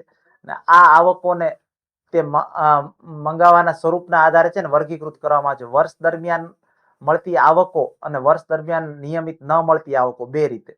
ધંધાને રોજબરોજની પ્રવૃત્તિઓમાંથી નિયમિત આવક મળે છે. બે પ્રકારની, ક્યારેક આવક મળે, ક્યારેક દાખલા તરીકે તમે રોજ મિલકત વેચવા નથી જતા. બરાબર. આવકને આપણે બે ભાગની અંદર વિભાજિત કરશું. કઈ બે ભાગની અંદર? એક મહેસૂલી આવક અને મૂડી આવક. જે ધંધાની રોજબરોજની પ્રવૃત્તિઓમાંથી જે આવક મળે છે ને એને મહેસૂલી આવક કહેવાય. અને ક્યારેક ઓકેશનલી ક્યારેક આવક થઈ જાય. ધંધાની મિલકતોનું વેચાણ કરો, રોજ તમે મિલકત વેચવા જશો, મિલકત કેટલા દી ચાલશે? જે ધંધાના રૂટીન આવક છે ને એ મહેસૂલી આવક છે, અને જે નિયમિત રીતે આવક ન મળે ને એને મૂડી આવક કહેવાય. બે પ્રકારની નિયમિત આવક મળે અને નિયમિત આવક ન મળે, એના આધારે મહેસૂલી અને મૂડી પ્રકાર બે પ્રકાર આવે. ધંધા દ્વારા વેચાણની આવક, કમિશનની આવક, ડિવિડન્ડની આવક, આ બધી આવકો નિયમિત ધોરણે મળે. બરાબર. અમુક આવકો છે નિયમિત સ્વરૂપ ધરાવતી નથી. દાખલા તરીકે ધંધામાં જૂની મિલકતોનું વેચાણ કરો, શેર મૂડી મેળવો કે ડિબેન્ચર બહાર પાડો. રોજે રોજ તમે ડિબેન્ચર બહાર પાડવા જશો તમને કોણ નાણાં આપશે? અમુક ક્યારેક મળી જાય. એક વખત ડિબેન્ચરના નાણાં મળી ગયા તો 8-10 વર્ષ સુધી આપણે પછી એને પરત કરવાના હોય, ત્યાર પછી આપણે ડિબેન્ચર બહાર પાડી શકીએ. આ બધી આવક છે એને મૂડી આવક કહેવાય. બરાબર. જૂની મિલકતોનું વેચાણ કે શેર મૂડી, એ મૂડી આવક કહેવાય. તો આ આવકને બે ભાગની અંદર વેચી શકાય. જે નિયમિત આવકો છે એને મહેસૂલી આવકો તરીકે ઓળખાય. જે આવકો નિયમિત સ્વરૂપમાં નથી ને તેને મૂડી આવકો ગણાય છે. તે આવકો છે એ મૂડી આવક ગણાય. જે નિયમિત નથી એને નિયમિત છે એ મહેસૂલી આવક અને મૂડી આવક. મહેસૂલી આવક અને મૂડી આવક. મૂડી આવક કોને કહેવાય? તો આ પ્રકારની આવક છે નિયમિત રીતે નથી મળતી, ઓકેશનલી મળે. ક્યારેક અમુક પ્રકારની મિલકતોનો વેચાણમાંથી પ્રાપ્ત થાય છે કે ડિબેન્ચર બહાર પાડે તો પ્રાપ્ત થાય. મિલકતોનું વેચાણ ધંધાની અંદર વારંવાર થતું નથી. ડિબેન્ચર છે એ પણ વારંવાર બહાર પાડવામાં આવતા નથી. આ પ્રકારની આવકો છે વારંવાર ઊભી થતી નથી, એટલે તે મૂડી આવક છે. અને આ પ્રકારની આવકો છે એટલા માટે મૂડી આવકો ગણાય છે. એટલા માટે મૂડી આવકો ગણાય. અને મહેસૂલી આવકો, તો આ પ્રકાર રોજ ધંધાના ડેલી જે રૂટીનનું કાર્ય છે એમાંથી જે આવક થાય છે, નફો નુકસાન થાય છે, એ બધી બાબતો છે એ આની અંદર સમાવેશ થાય છે. માલના વેચાણની આવક હોય કે કમિશનની આવક હોય કે વટાવની આવક હોય કે ભાડાની આવક હોય, જે આપણે નફા નુકસાન ખાતા કે વેપાર ખાતાની જમા બાજુ તમે જે વિગત લખો છો ને એ બધી મહેસૂલી આવકો છે. એ બધી મહેસૂલી આવકો છે. પાકા શેર મૂડી દેવા બાજુ તમે લખો છો ડિબેન્ચર બહાર પાડે કે પ્રેફરન્સ શેર મૂડી કે એ બધી છે ને મહેસૂલી આવકો છે. એ બધી મૂડી આવકો છે. અને મૂડી આવકો બીજી તમે મિલકતોનું વેચાણ કરો, મિલકતો ઘટાડો થાય એ. આ જે રૂટીનની આવકો છે એ બધી છે ને મહેસૂલી આવકો કહેવાય. મહેસૂલી આવક છે એને મહેસૂલી ઉપજ તરીકે પણ ઓળખવામાં આવે છે. એ જ રીતે મૂડી ખર્ચા, જે ખર્ચ આપણે વારંવાર ન કરવો પડે, એક વખત ખર્ચ કરી નાખો તો પછી શાંતિ. જેમ તમે કીધું કે મિલકત તમે રોજ રોજ વેચતા નથી, એમ મિલકત તમે રોજ રોજ ખરીદતા પણ નથી. જેમ આપણે કીધું કે ડિબેન્ચર છે આપણે રોજ રોજ બહાર પાડતા નથી, તો ડિબેન્ચર નાણાં રોજ પાછા પણ નથી આપતા. તો તમે અમુક સમયે જે ખર્ચ કરો છો ને એ તમારો ખર્ચ છે, જે રેગ્યુલર ખર્ચ ન થતા હોય ને એવા ખર્ચ છે, એનો આપણે મૂડી ખર્ચની અંદર સમાવેશ થાય. જે ખર્ચા નિયમિત રીતે ન થતા હોય તે. મિલકતની ખરીદી વખતે જે મૂડી ખર્ચા થતા હોય, યંત્રની ખરીદી કે મિલકત વારંવાર ખરીદવામાં આવતું નથી, તે મૂડી ખર્ચ છે. ડિબેન્ચરના નાણાં છે પરત કરવામાં આવે તો પણ એ મૂડી ખર્ચ કહેવાય. એ રોજે રોજ પરત થતા નથી. મહેસૂલી ખર્ચ છે, આ પ્રકારના ખર્ચ છે એ પ્રવાહ સતત રહેવા પામતો હોય છે. આ ખર્ચના આધારે છે એ નફા નુકસાન ખાતાની ગણતરી થતી હોય. આ પ્રકારના ખર્ચમાં પગાર, મજૂરી, ટેલિફોન ખર્ચ, જાહેરાત ખર્ચ વગેરેનો સમાવેશ થઈ જાય છે. આ પ્રકારના ખર્ચમાં એ મહેસૂલી ખર્ચ મતલબ કે ડેલી રૂટીનના ખર્ચા છે, જે નફા નુકસાન ખાતાની ઉધાર બાજુ, વેપાર ખાતાની ઉધાર બાજુ લખો છો એ ખર્ચ બધા એ રૂટીન ખર્ચ છે. એ બધાનો સમાવેશ થઈ જાય. પ્રસારિત મહેસૂલી ખર્ચ, આ ખર્ચ કેવા છે? અવાસ્તવિક મિલકત છે. બરાબર, પ્રસારિત મહેસૂલી ખર્ચ એ ખર્ચ એક વખત કરી દો તો તમે 8-10 વર્ષ સુધી એ ખર્ચનો લાભ મળે, એને પ્રસારિત મહેસૂલી ખર્ચ કહેવાય. ખર્ચ, જે ખર્ચેલ રકમ છે એનો લાભ જે તે હિસાબી વર્ષે મળવાનો હોય તો તેને ખર્ચ કહેવાય. હિસાબી વર્ષ છે એ 12 મહિનાનું હોય છે અને આ ખર્ચને મહેસૂલી ખર્ચ તરીકે ઓળખવામાં આવે છે. પગાર ખર્ચ, મજૂરી ખર્ચ, દલાલી ખર્ચ, કમિશન, વટાવ વગેરે આ બધાને ખર્ચ તરીકે ઓળખવામાં આવે છે. પછી ઉપજ, માલ કે સેવાનું ગ્રાહકને અનુક્રમે વેચાણ કરવામાં આવે તો એનામાંથી જે નાણાં મળે એને ઉપજ કહેવાય. ઉધાર વેચાણ કરેલું હોય તો આપણે ઉઘરાણી મળે. જે રકમ મળવાની બાકી હોય તો પણ તે ઉપજ કહેવાય. ભલે તે મળી ગઈ હોય કે ના મળી, ઉપજ કહેવાય. પણ તે ઉપજ તરીકે મતલબ કે જે વ્યવહાર સંપાદિત થયેલો હોય તે. ઉપરાંત અન્ય આવકોમાં વ્યાજ, ભાડું, કમિશન, ડિવિડન્ડ જે વર્ષમાં મળ્યા હોય અથવા તો જે વર્ષમાં મળવાના બાકી હોય પણ તે વર્ષની ઉપજની અંદર સમાવેશ થઈ જાય છે. તમે પાકું સરું નફા નુકસાન ખાતું બનાવો ને એમાં મળેલી આવકની અંદર છે ને મળવાનું બાકી હોય એ પણ તમે પ્લસ કરી દો છો, કારણ કે એ ઉપજ છે ને એ વર્ષની છે એટલા માટે. ખર્ચ હોય તો આપણે ખર્ચ ચૂકવ્યો હોય ને હજુ ચૂકવાનો બાકી હોય તો પ્લસ કરી દો, પગાર ચૂકવવાનો બાકી, કારણ કે એ ખર્ચ તે વર્ષનો છે. એની અંદર છે ને એનો સમાવેશ થઈ જાય છે. ઓકે,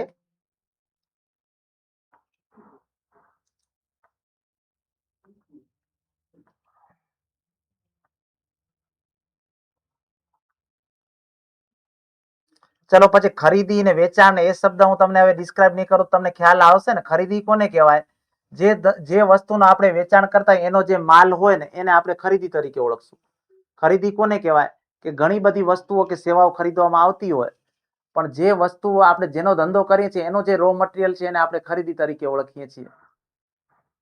આ ધંધાના ખર્ચ તરીકે પણ ઓળખાય છે. વેપારી જે વસ્તુનો વેપાર કરતો હોય અને તેનો માલ ખરીદે એ હિસાબી પત્તીની અંદર ખરીદી કહેવાય. દાખલા તરીકે વેપારી છે, ખરીદી શબ્દ તમે વાપરો તો દાખલા તરીકે કોઈક વેપારી અનાજનો વેપારી છે, એ અનાજનો વેપારી ઘઉં લેશે ને તો શું કહેવાશે? એ ખરીદી કહેવાશે એમના માટે.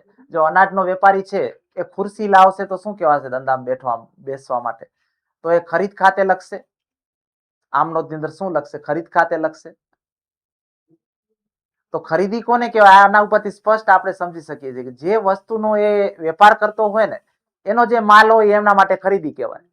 અનાજનો વેપારી છે તો અનાજ છે એમના માટે માલ ખરીદે તો અનાજ છે એમના માટે ખરીદી કહેવાય. અનાજ ખરીદે ત્યારે. અનાજનો વેપારી છે એ જો ફર્નિચર ખરીદી આવે, ટેબલ જોઈએ છે કે પંખો જોઈએ છે કે દુકાનની અંદર એસી જોઈએ છે તો જે મિલકત કહેવાશે એના માટે. એ એના માટે ખરીદી ના કહેવાય, એ મિલકત કહેવાય.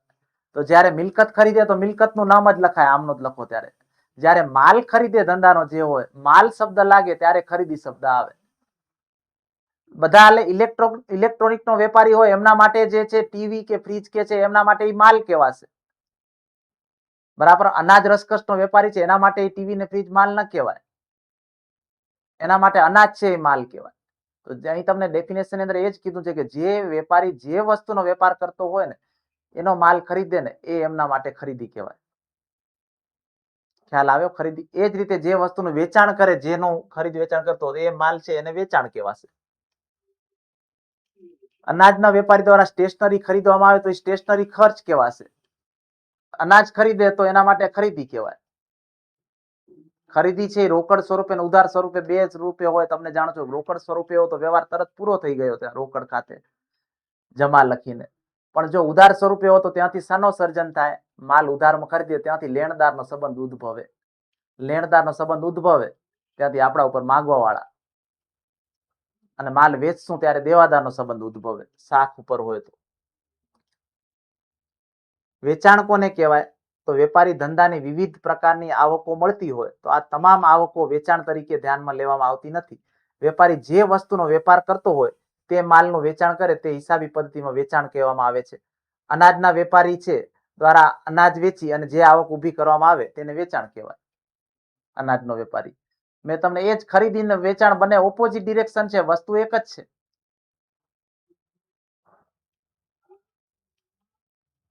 માલનો સ્ટોક. સ્ટોક કોને કહેવાય? સામાન્ય રીતે સ્ટોક કોને કહેવાય?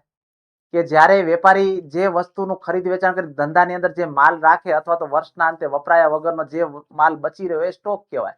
એક વર્ષે જે આખરનો સ્ટોક હોય બીજા વર્ષે શરૂઆતનો સ્ટોક બને. વેપારી દ્વારા વેપાર કરવાના હેતુથી જે માલ ખરીદવામાં આવ્યો એમાંથી જે બચેલો માલ છે એ સ્ટોક કહેવાય. એક વેપારી છે 70,000 રૂપિયાનો માલ ખરીદ્યો તેમાંથી 45,000ના માલનું વેચાણ કરે તો 75,000નો વેચાણ કરે તો સ્ટોક છે એ 25,000નો રહેશે. જો અહીં તમને શબ્દ ઓળખજો બરાબર. 70,000 રૂપિયાનો માલ ખરીદ્યો છે વેપારીએ. 70,000 રૂપિયાનો માલ ખરીદ્યો છે તેમાંથી 45,000 રૂપિયાના માલનું છે ને 75,000માં વેચાણ કરે છે. માલ ધંધામાંથી ગયો 45,000નો છે, એને વેચાણ 75,000નું કર્યું છે. તો તમે એવું ન વિચારો કે આ 70,000 સામે 75,000 રૂપિયા તો આવી ગયા છે તો હવે સ્ટોક ના લખીએ તો ચાલે. પણ ધંધામાંથી માલ 45,000નો જ ગયો છે. ધંધાની અંદર સ્ટોક કેટલો રહ્યો હજુ? અહીં ધંધાની અંદર તમે 70માંથી 45 બાદ કરશો એટલે 25,000 રૂપિયાનો સ્ટોક છે એ ધંધાની અંદર રહેશે. આટલો સ્ટોક બચ્યો છે. 45,000ના માલનું વેચાણ કરે તો 75,000 કરે તો 25,000 રૂપિયા ધંધાની અંદર સ્ટોક કહેવાય. અત્યારે જે સ્ટોક બચ્યો છે આવતા વર્ષે શરૂઆતનો સ્ટોક બનશે. બરાબર ને? હિસાબી વર્ષના અંતે 25,000નો આખર સ્ટોક ગણાશે, બીજા વર્ષે શરૂઆતનો સ્ટોક ગણાશે. આખર સ્ટોક છે એ ચાલુ મિલકત ગણાય છે. ટૂંકમાં સ્ટોક એટલે ખરીદેલા માલ પૈકી વધેલો માલ છે એ સ્ટોક કહેવાય. એ ધંધાની અંદર આ માલનો સ્ટોક છે. એમ સ્ટેશનરી ખર્ચ કે સ્ટેશનરીનો સ્ટોક એ આવે કે સ્ટેશનરી જેટલી ખરીદી છે એમાં વપરાઈ નથી એટલી પડી છે એ આવતા વર્ષે બુકોને વર્ષ પૂરું થાય પછી ફેંકી દેવાનું ન હોય, આવતા વર્ષે વાપરશે. તો અત્યારે સ્ટેશનરી સ્ટોક તરીકે લખી દેવા મિલકત તરીકે, આવતા વર્ષે ફરીથી વાપરી શકાય તો એને સ્ટેશનરીનો સ્ટોક કહેવાય.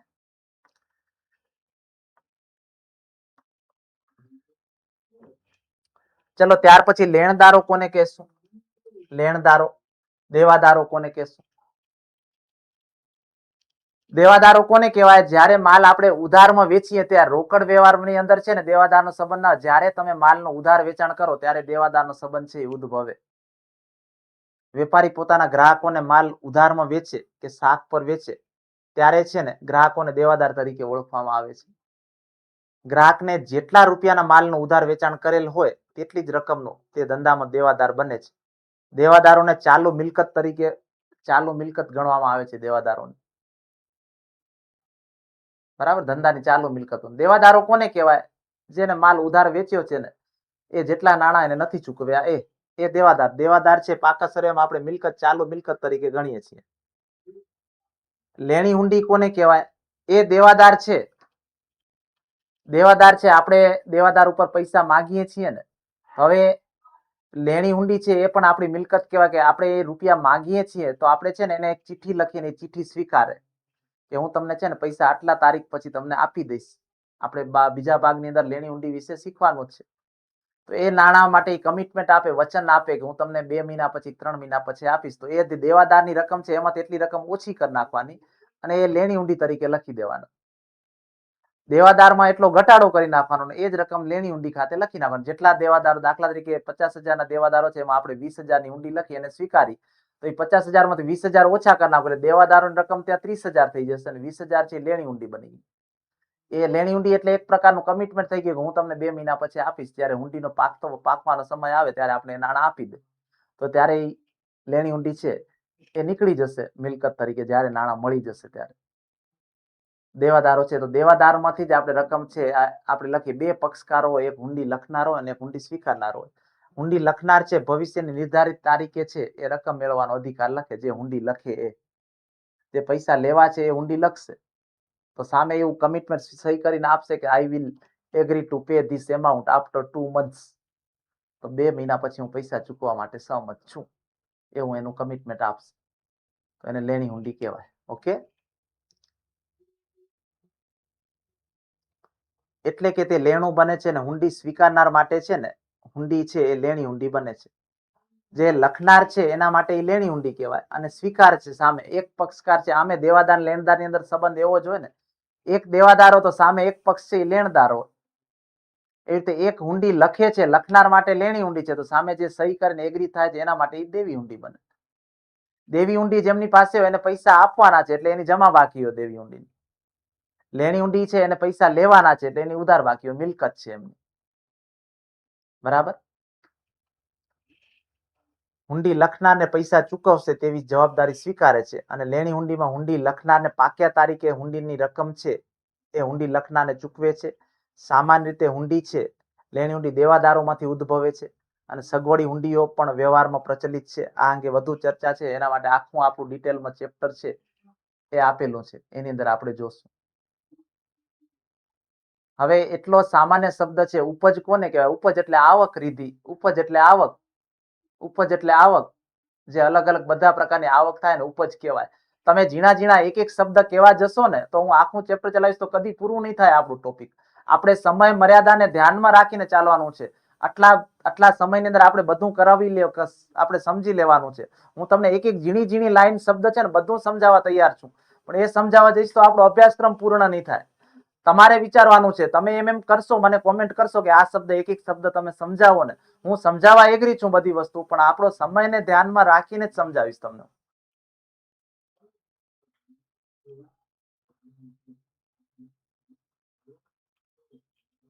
પ્રિલિમ્સ પછી મેઇન્સ એનો તબક્કો આવવા દો, ત્યારે આપણે જોઈ લેશું. તમારી તૈયારીની અંદર કાંઈ કચાશ નહીં રહે. તમને બધી વસ્તુ છે ને સમજાવવામાં આવશે. તમે વિદ્યાર્થી છો, તમે પણ જવાબદાર છો. તમને એવું કહેવામાં આવે, તમે એક શિક્ષક જ છો કે આટલા સમયની અંદર તમારે આટલો રોજ 2 કલાક ભણાવવાનું છે, આટલું સમજાવવાનું છે.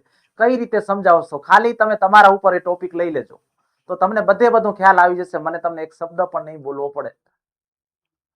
એક શબ્દ પણ નહીં બોલવો પડે. આપણે સમયનો મેક્સિમમ ઉપયોગ કરીને એવી જ રીતે કરશું. હું 1 મિનિટ બ્રેક નથી લેતો. હું તમારા સામે સતત બકબક કરું છું. તમારામાંથી 1-2 સ્ટુડન્ટ એવી પણ કોમેન્ટ કરી કે સર થોડું ધીમે બોલો, સમજાતું નથી.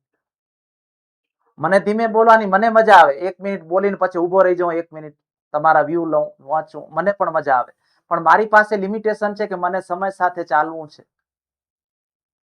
મને પણ ગમે હું પણ ધીમે બોલું, 1 મિનિટ આરામ કરું, મસ્તી મજા કરું, 1 મિનિટ બહાર ફરી આવું, મને પણ ગમે. પણ આપણે સમય સાથે ચાલવાનું છે ને, એક કમિટમેન્ટ છે કે તમને સરસ રીતે સમજાવવા છે. એકાદો શબ્દ કોઈ છૂટી જાય ને રહી જાય ને તો આપણે સમયને આધીન છે ને એ તમે સમજજો. એવું નથી કે મારો ઈરાદો ન હોય કે હું તમને ન સમજાવું કે ન કરાવું, એ નથી. આપણે સમયને મેક્સિમમ આપણે 2 કલાકની અંદર એક ચેપ્ટર પૂરું કરવું તો શું કરવાનું?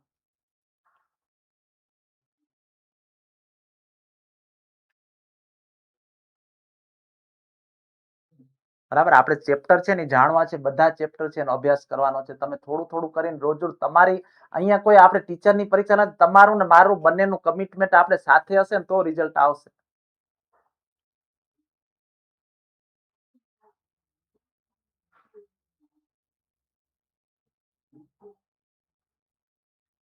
યસ. જો તમારામાંથી ઘણા બધાની એટલી બધી પોઝિટિવ કોમેન્ટ્સ હોય છે કે એવું થાય કે ના બરાબર છે. એ જો કહે છે કે સર તમે જે ભણાવો છો ને એકદમ પરફેક્ટ રીતે સમજાવો છો, એટલી આપણે ખબર પડવી જોઈએ કે આ સબ્જેક્ટ તમે પણ 7 વર્ષ સુધી તમે પણ ભણેલા છો. એ સબ્જેક્ટ આ બધા વર્ડ્સ છે ને સામાન્ય વર્ડ્સ છે. એવું નથી કે આપણે એકડો ગૂંટીએ છીએ કે પહેલા ધોરણ વાળા છીએ. તમે બધા આ શબ્દ સાથે ફેમિલિયર જ છો. આ બધા વર્ડ છે ને તમે બધા જાણો જ છો. હું મારી રીતે છે ને બેસ્ટ જ કરીશ કે જેટલું થઈ શકે ને એટલું બેસ્ટ આપવાનો જ પ્રયત્ન કરીશ. તમે કોઈ ચિંતા ના કરો. તમારા જે વર્ડ્સ હશે કે જે નહીં સમજાય એ તમે મને લાસ્ટમાં કહેજો, હું તમને સમજાવી આપીશ. બરાબર? એવું કઈ જ નથી કે તમને જવા દઉં. આપણે સમયને સાથે ચાલવાનું છે એટલા માટે, બીજું કઈ જ નથી.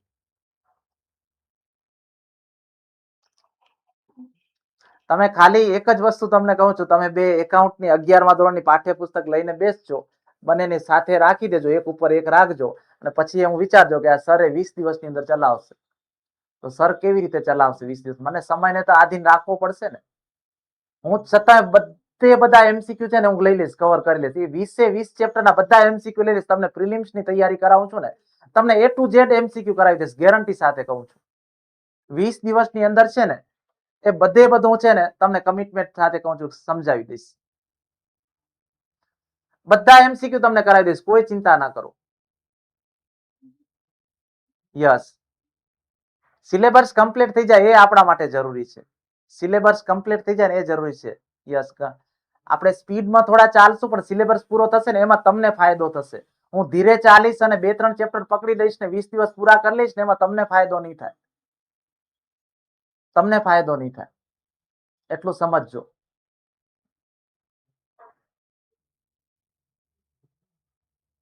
યસ, થોડું સ્પીડમાં ચાલવું જ પડે. યસ, આપણે 35 જેવા ચેપ્ટર ભણવા છે તો થોડુંક સ્પીડમાં ચાલવું જ પડશે ને. 35 નથી, આપણે 50 ચેપ્ટર ભણવાના છે ભાવેશ. એસપીસીસી સાથે ઇન્ક્લુડ કરી લો. 20 દિવસની અંદર આપણે 50 ચેપ્ટર ભણવાના છે, તો મારે સ્પીડમાં ચાલવું જ પડે ને થોડું. અને તમને મને ખબર છે, હું બોલું છું ને, મને મારી જાત ઉપર ભરોસો છે કે હું જે એક્સપ્લેન કરું છું ને એ તમે બધાએ સમજી જ શકો છો. તમે બધાએ સમજી જ શકો છો. હું જે એક્સપ્લેન કરું છું ને 100% તમે સમજો જ છો બધા.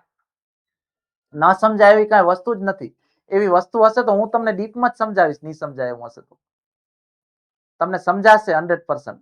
જો હમણાં તમને એમસીક્યુ પ્રશ્નો કરાવું છું, તમને બધા એમસીક્યુ આવડે છે કે નથી આવડતા જોજો. થોડો સમય જવા દો, થોડા શબ્દ સમજાય તો બધા એમસીક્યુ તમને આવડશે. જો તમે સમજ્યા હશો, તમારા માઇન્ડની અંદર સેટ કર્યા હશે તો આવડશે ને. હમણાં જ તમને એમસીક્યુ કરાવીશ, 5-10 મિનિટમાં આપણે આ સમજી લઈએ અને પછી આપણે એમસીક્યુ ક્વેશ્ચન જોશું.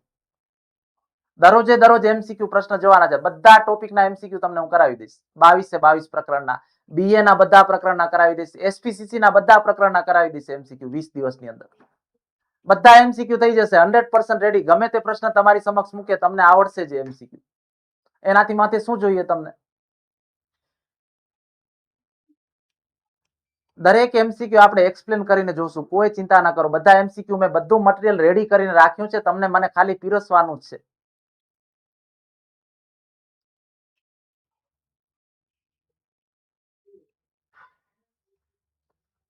લેણું શબ્દ જ્યારે વપરાય ને, લેણું શબ્દ થોડોક વિશેષ શબ્દ છે. કે લેણું કોને કહેવાય?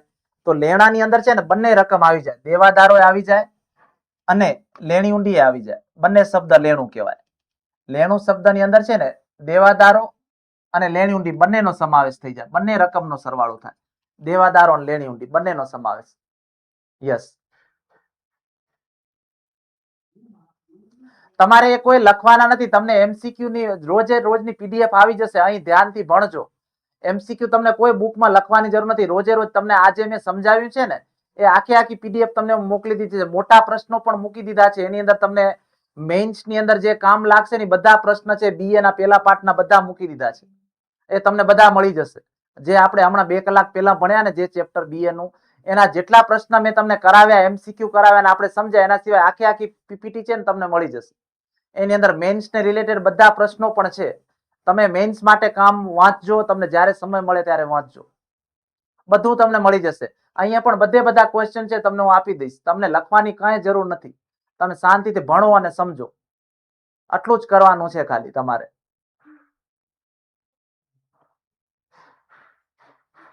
બરાબર? યસ, ચાલો આપણે આગળ વધીએ.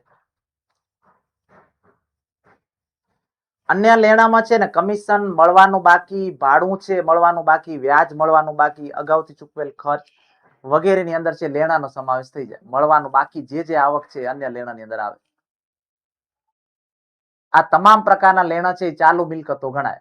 લેણા બધે બધા છે ને ચાલુ મિલકતો, દેવાદારો સાથે જ આવે, એક જ પરિવારના સભ્યો છે બધા, લોન ધિરાણ વગેરે. તમારા અલગ છે ને ફોલ્ડર, પીડીએફ નું લાઈવ લેક્ચર ની અંદર છે ને પીડીએફ નું એક ફોલ્ડર આવશે ભાવના, એની અંદર તમને મળી જશે બધું. બરાબર ને? આવતીકાલથી ચાલુ થઈ જશે. લેણાની અંદર આ બધી બાબતો આવી જાય. દેવાદારો, લેણી હુંડી, મળવાની બાકી આવકો અને અગાઉથી ચૂકવેલ ખર્ચ, આ બધા લેણા કહેવાય. લેણું એટલે બધા એનો સરવાળો, ઓવરઓલ બધાનો સરવાળો. પછી લેણદારો, જેમ વેપારી ઉધાર માલનું વેચાણ કરે છે તેમ ઉધાર માલની ખરીદી પણ કરે છે. લેણદારો, લેણદારોનો સંબંધ કેવા આવે? જેમ આપણે દેવાદારો જોયા એ જ રીતે લેણદારો. આપણે ખરીદી જેમ વેચાણ કરીએ એમ ખરીદી આપણે ઉધાર કરીએ ને, જ્યારે ઉધાર ખરીદી કરીએ તો આપણે જે માલ સપ્લાય કરે છે એ આપણે એમના માટે લેણદાર બનશું, આપણા ધંધાના એ લેણદારો બનશે. એના માટે આપણે દેવાદારો બનશું, આપણા માટે એ લેણદાર બનશે. જે વ્યક્તિ પાસેથી માલ ઉધાર ખરીદવામાં આવે તે વ્યક્તિ ધંધાનો લેણદાર બને. વેપારી પાસે જેટલા રૂપિયાની માલની ખરીદી કરી હોય તેટલી રકમ જ તે વ્યક્તિના ધંધાનો લેણદાર બને છે. અને લેણદારને ચાલુ જવાબદારી તરીકે, લેણદારોને ચાલુ જવાબદારી તરીકે ગણવામાં આવે છે. બરાબર?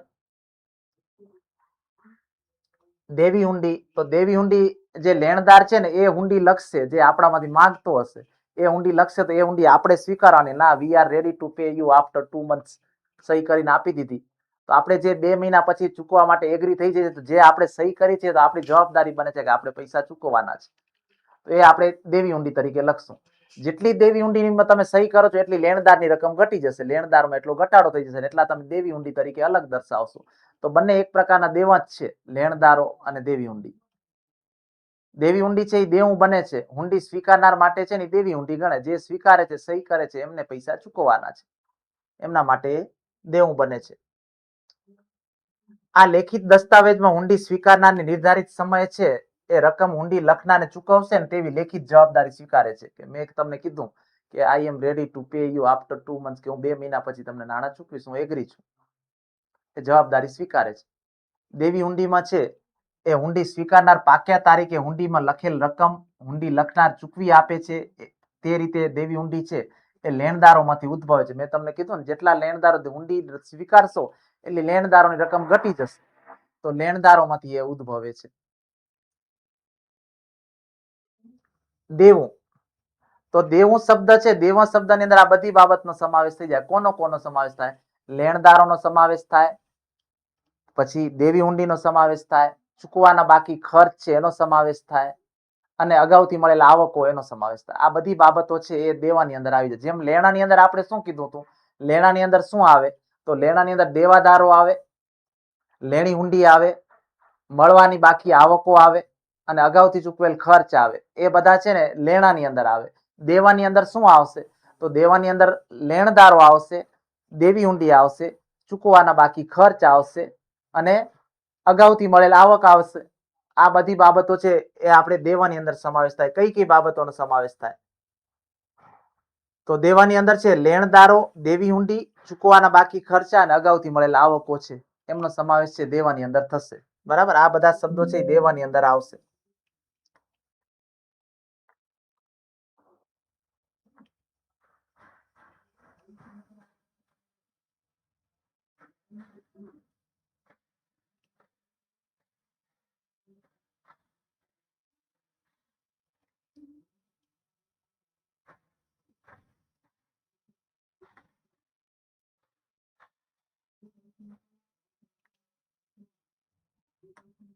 આપણે થોડીક હિસાબી પદ્ધતિ વિશે ચર્ચા કરી કે હિસાબી પદ્ધતિ શું છે. હિસાબી પદ્ધતિ, દેશી નામા પદ્ધતિ અને દ્વિનોદી નામા પદ્ધતિ છે એ સમજાવો. શબ્દો આપણે બધા જાણ્યા, તો દેશી નામા પદ્ધતિ અને દ્વિનોદી નામા પદ્ધતિ શું છે? આપણે 11મા ધોરણની અંદર છે ને દેશી નામા પદ્ધતિ અને દ્વિનોદી નામા પદ્ધતિ બંને વિશેનો અભ્યાસ કરવાનો છે. દેશી નામા પદ્ધતિ અને દ્વિનોદી નામા પદ્ધતિ. દેશી નામા પદ્ધતિ એટલે જે આપણી વર્ષો જૂની હિસાબી પદ્ધતિ છે, જે લાલ ચોપડા વાળો પુઠ્ઠો છે, પુઠ્ઠા વાળો ચોપડો છે, આપણે શ્રી ગણેશાય દરેક નામની આગળ શ્રી લખીએ, કેટલાક તળપદા શબ્દો હોય, મૂડીને આપણે ભંડોળ તરીકે ઓળખીએ, ઉપાડ છે અને ઘરખર્ચ તરીકે ઓળખીએ. બરાબર? શ્રી શાહ અને તસલમાત ને આવા બધા શબ્દોનો ઉપયોગ કરીએ, રોજમેળ બનાવી એની અંદર 8 સળ પાડીએ, બેઠો મેળ આપણે જે રોજ મેળ કે બેઠો મેળ બનાવી અને કાચું સરવૈયું બનાવી એના જેમ ત્યાં ઉતારો તૈયાર થાય અને ઉતારાના આધારે સરવૈયું બને. આ જે આપણી જૂની પુરાની હિસાબી પદ્ધતિ છે એને દેશી નામા પદ્ધતિ તરીકે ઓળખાય છે. અને દ્વિનોદી નામા પદ્ધતિ છે અત્યારે સર્વ સ્વીકૃત હિસાબી પદ્ધતિ છે. જગતના બધા રાષ્ટ્રો છે એ દ્વિનોદી નામા પદ્ધતિ મુજબ હિસાબો લખે છે. અને એ દ્વિનોદી હિસાબી પદ્ધતિના વિકાસનો શ્રેય છે એ 1494 કે 1594 લ્યુકા પેસિયોલી નામના ઇટાલીના જે ગણિત શાસ્ત્રી છે એમને શ્રેય જાય છે દ્વિનોદી નામા પદ્ધતિના વિકાસનો. અને અત્યારે દુનિયાની અંદર સૌથી જે ઓથોરાઇઝ હિસાબી પદ્ધતિ છે એ દ્વિનોદી નામા પદ્ધતિ છે. દેશી નામા પદ્ધતિ ધીરે ધીરે લુપ્ત થઈ રહી છે. યસ 1494 ની અંદર, બરાબર ને? તો દેશી નામા પદ્ધતિ છે હિસાબો લખવાની પ્રાચીન પદ્ધતિ છે. પ્રાચીન સમયથી ભારતમાં નામું લખવા માટે જે દેશી નામા પદ્ધતિનો ઉપયોગ છે હજુ પણ ક્યાંક ક્યાંક એનો ઉપયોગ થાય છે. તમે બધા જોયું હશે કે મુનિમજી જેવા કોઈ વ્યક્તિ બેઠા હોય અને લાલ ચોપડા ચિતરતા હોય, લાલ પૂંઠાવાળો ચોપડો હોય, ચોપડા ઉપર દોરાથી સિલાઈ કરેલી હોય અને બ્લેન્ક. સમય પ્રમાણે એમાં ઘણું બધું ફેરફાર થઈ ગયા છે. એ હિસાબે દેશી નામા પદ્ધતિ પણ દ્વિનોદી નામા પદ્ધતિ જેમ જ લખાય છે. આ પદ્ધતિ છે એ દ્વિનોદી નામા પદ્ધતિ જેવી જ છે, પરંતુ માળખાકીય રીતે દ્વિનોદી નામા પદ્ધતિ કરતા અલગ છે. આ પદ્ધતિમાં હિસાબી ચોપડા તરીકે રોજમેળ અને ખાતાવહી છે એનો ઉપયોગ કરવામાં આવે છે. રોજમેળ છે એ દેશી નામાનો મૂળ ચોપડો છે. આપણે પાયાનો ચોપડો અને મૂળભૂત ચોપડો છે દેશી દ્વિનોદી નામા પદ્ધતિની અંદર આમનો જ કહેવાય, મૂળભૂત ચોપડો કે પાયાનો ચોપડો. એમ દેશી નામા પદ્ધતિની અંદર છે ને રોજમેળ છે એ પાયાનો ચોપડો કહેવાય. રોજમેળ છે ત્યાં રોકડ ખાતું અલગથી બનાવવાની જરૂર ન હોય. રોકડ મેળ અને આમનો બંનેની ગરજ એક જ સારે. કારણ કે દેશી નામાની અંદર રોકડ ખાતે ક્યાંય શબ્દ લખાય જ નહીં, આમનો જ ના લખાય. તમે જયારે રોજમેળ લખી રહો ને કમ્પ્લીટ જુઓ ને ત્યારે રોકડ ખાતું ઉધાર જમા થાય એની નોંધ જ ન થાય. ઉધાર જે રોકડ ખાતાને કાઢી જ નાખવાનું. તો તમે છેલ્લી બાકી પુરાંત બાકી શોધો ને, જે પુરાંત બાકી આવે એટલી એટલી સિલક ગલ્લાની અંદર બોલતી હોય એટલે રોકડ ખાતું સીધું બની જાય. એટલા માટે એવો શબ્દ વાપર્યો કે રોકડ મેળ અને આમનો બંનેની ગરજ સારે. આમનો તો લખીએ છીએ, રોજમેળી આમનો જ છે, પણ અલગ રોકડ ખાતું ના બનાવવું પડે. અને દેશી નામા પદ્ધતિનું બીજું નામ વહી ખાતા પદ્ધતિ છે. વહી ખાતા પદ્ધતિ તરીકે પણ ઓળખાય છે. રોજમેળ છે એ પાયાનો ચોપડો કહેવાય, બરાબર? તો દ્વિનોદી નામા પદ્ધતિમાં પાયાનો ચોપડો કયો કહેવાય? હમણાં જ મેં કીધું તમને આમનો જ કહેવાય, બરાબર? દ્વિનોદી નામા પદ્ધતિની અંદર કિંગ ઓફ બુક્સ કોને કહેવાય? ચોપડાઓનો રાજા કોને કહેવાય દ્વિનોદી નામા પદ્ધતિમાં? કહેશો મને કોને કહેવાય ચોપડાનો રાજા? દ્વિનોદી નામા પદ્ધતિમાં ચોપડાનો રાજા કોને કહેવાય?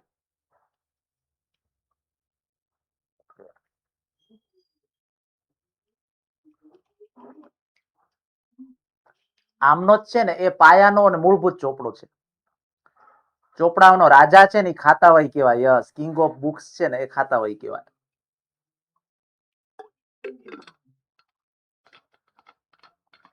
આમનો જ છે ને એ પાયાનો ચોપડો છે, મૂળભૂત ચોપડો છે. ખાતાવહી છે ને જે ખતવણી કરીએ છીએ, ખતવણી ને ખાતાવહી છે ને એ એમનો કિંગ ઓફ બુક્સ કહેવાય. બધા ચોપડાનો રાજા. તમને કોઈ પણ ખાતા તમને શોધવા હોય ત્યાં તમને ડિટેલ મળી જાય એટલે એને ચોપડાનો રાજા કહેવાય, ખાતાવહીને.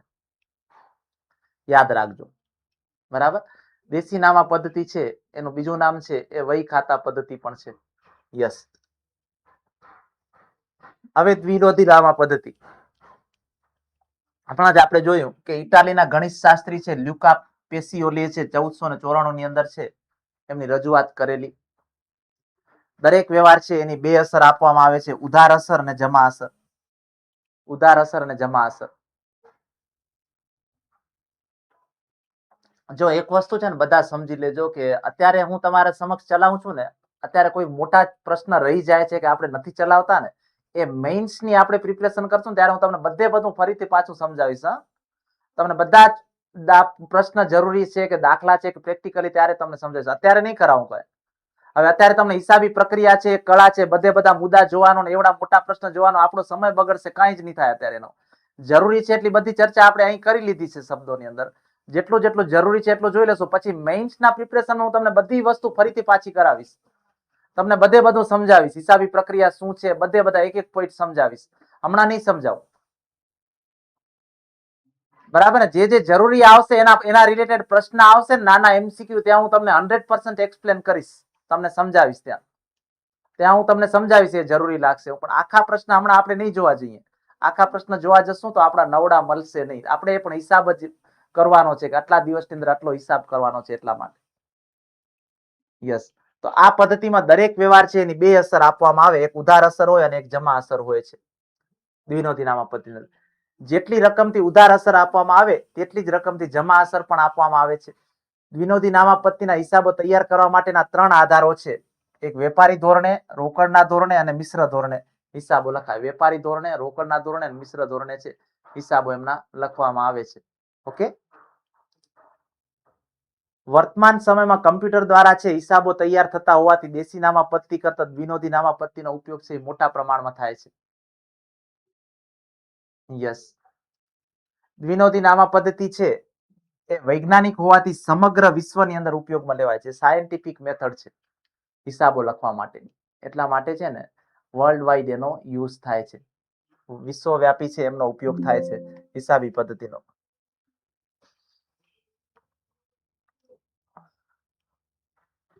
હિસાબી જે પ્રક્રિયા છે આપણે જાણી લઈએ ફટાફટ. હિસાબી પ્રક્રિયા શું છે એ પણ આપણે સમજી લઈએ.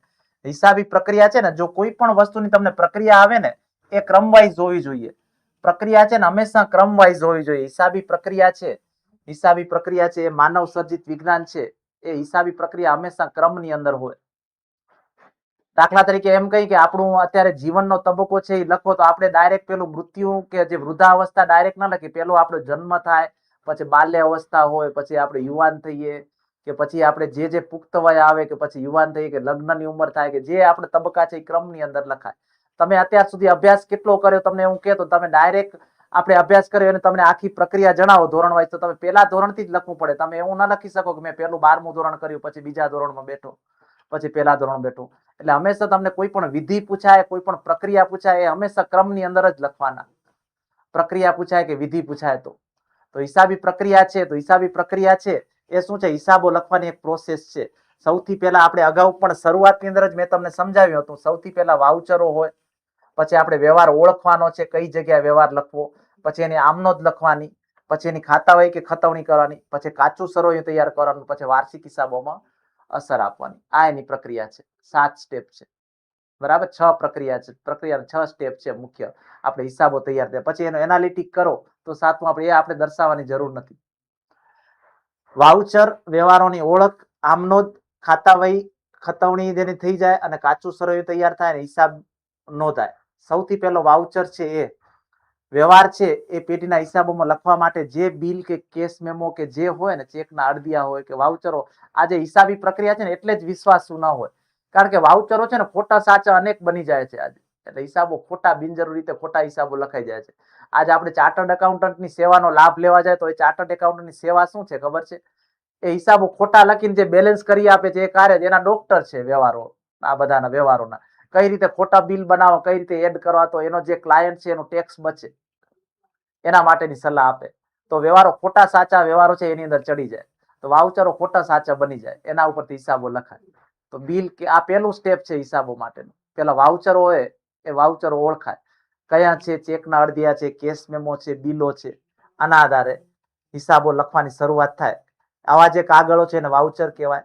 વાઉચરો છે ધંધામાં થયેલ વ્યવહારોનો લેખિત પુરાવો છે અને વાઉચર એ ધંધાના વ્યવહારનો પ્રથમ તબક્કો છે. પછી વ્યવહારો ઓળખવાના. એ વ્યવહારો છે આર્થિક વ્યવહાર છે કે બિન આર્થિક વ્યવહાર છે. આર્થિક વ્યવહારો તો રોકડ વ્યવહાર છે કે શાખનો વ્યવહાર છે, ઓળખવાનો. એના પ્રમાણે એના ચોપડાની અંદર લખાય. બિન આર્થિક વ્યવહારો તો કોઈ નોંધ કરવાની થતી નથી. આર્થિક વ્યવહાર છે તો પછી પૈસા મળી ગયા છે, રોકડ છે કે ઉધાર છે. જો રોકડ વ્યવહાર તો રોકડ મેળની અંદર લખીએ. ઉધાર વ્યવહાર હોય અને માલ ખરીદીનો હોય તો પેટા નોંધની અંદર લખીએ. ઉધાર વ્યવહાર હોય અને મિલકત ખરીદીનો હોય તો ખાસ આમનોંધની અંદર લખીએ. કયો વ્યવહાર છે, કઈ જગ્યાએ નોંધવો કે આમનોંધની અંદર લખીએ, ક્યાં લખવો એ વ્યવહારના આધારે નક્કી થાય છે. તો વ્યવહારની ઓળખ. વ્યવહારની ઓળખ થઈ જાય પછી એની આમનોંધ કે પેટા નોંધ લખવાની ત્રીજા તબક્કામાં. આમનોંધ કે પેટા નોંધની અંદર લખાશે ત્રીજો તબક્કો.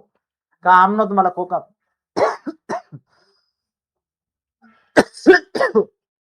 કા પેટા નોંધની અંદર લખો. પછી એની ખાતાવહીની અંદર ખતવણી કરવાની, એના પછીનો તબક્કો. આમનોંધ કે પેટા નોંધ થઈ જાય એની ખાતાવહીમાં ખતવણી થાય. ખાતાવહીમાં નોંધાઈ જાય તો ખાતાની જે બાકી આવે એની એક તારણ કાઢવામાં આવે.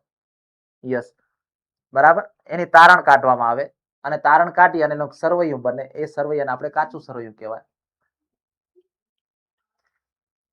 Yes, Nayana, very good. કાચું સરવૈયું. પાંચમા તબક્કામાં.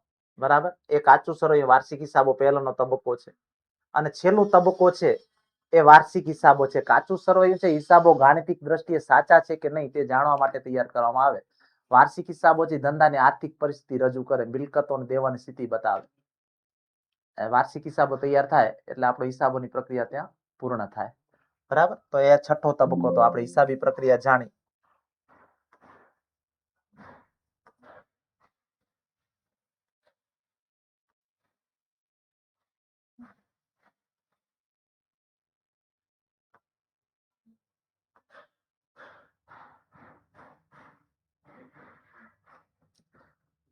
પછી હિસાબી પદ્ધતિ છે ને એનો ઉપયોગ કોણ કોણ કરે છે એ પણ આપણે ફટાફટ જોઈ લઈએ. હિસાબી પદ્ધતિ છે એનો ઉપયોગ કોણ કોણ કરશે?